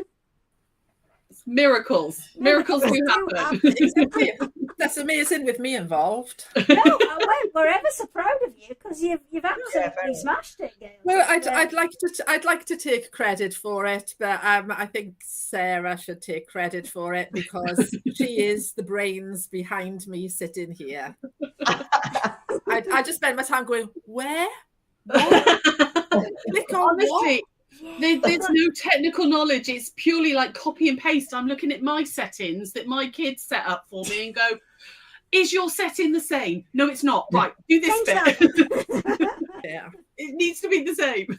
Well, I mean, this is the way it is now, so we've all got to kind of get on board with it and just do the bits that we know how to do and leave the rest. Yeah. Exactly. So, Embrace your Facebook Live went brilliantly in the end, lovely. We got it all sorted and now you're all set and you've done this now, so you're all good. See, this is the world is my lobster. Indeed. Indeed. So next week, so thank you everybody for this week. Next week we've got Rowan Dean Mum's Makery, and at the minute I don't know because I did have somebody in and it was a new guest. They were making some new embroidery kits, and I kind of mentioned to them that 5 days is probably not enough time to stitch all your kits up for samples. So they've moved back to the end of February. So I'll find somebody. Don't worry. Fancy coming back, Gail? Yeah. Why not? Why not? Well, you know where I am. Well, no, one of you might get a phone call. We'll try and no. Not me next week. Definitely not. I'm afraid. Normally I would say yes, I'll jump in, but no, I've got my grandkids. My son and daughter are off to Prague for the weekend, so I've got them Friday, Saturday, Sunday. So I am going to be a dishevelled mess by Sunday with a 3-year-old. No, and to be honest, I've got a waiting list, so I think that'll be fine. It's just I found out on Friday afternoon, so we'll work it out. We always do. And then from the 16th of February, it will be going on to the craft store stream as well. So more buttons, more buttons. But it's all going to be good. We're working on that now. So I've got about 3 weeks, 3.5, 4 weeks. Yeah. Oh, that might be the one I'm on in February. Do you know what? I look on my calendar. I think that's me as well. It is. Oh, it's you two. And me? No. For you two, I can't remember. No, I think I'm the week out. I can't. I think it's handmade by Hayley. Yeah. But I think I'm the week before, and then she's still in red, so she hasn't confirmed yet. So it could potentially be you as well if you want to be in. I'll be the new one on the craft store as well as the new one on. I know. First secret sewing. First craft store secret sewing. Yeah. Oh, get Nicola with all the first. Too early. I like it, Gail. Just bringing it back down there, keeping it real. Yeah, keeping it real. Thank you, Gail. Right, well, thank you, everybody. Thank you. I shall. Thank you very much. I shall see you. Let me see. Sarah, 3 weeks? No. Yes, maybe 1. The 9th, I think I'm back on. Yeah, 3 weeks. Yeah. Daisy and Grace, you're on 4 weeks, as is Gail on Endless Threads. So we'll see you soon.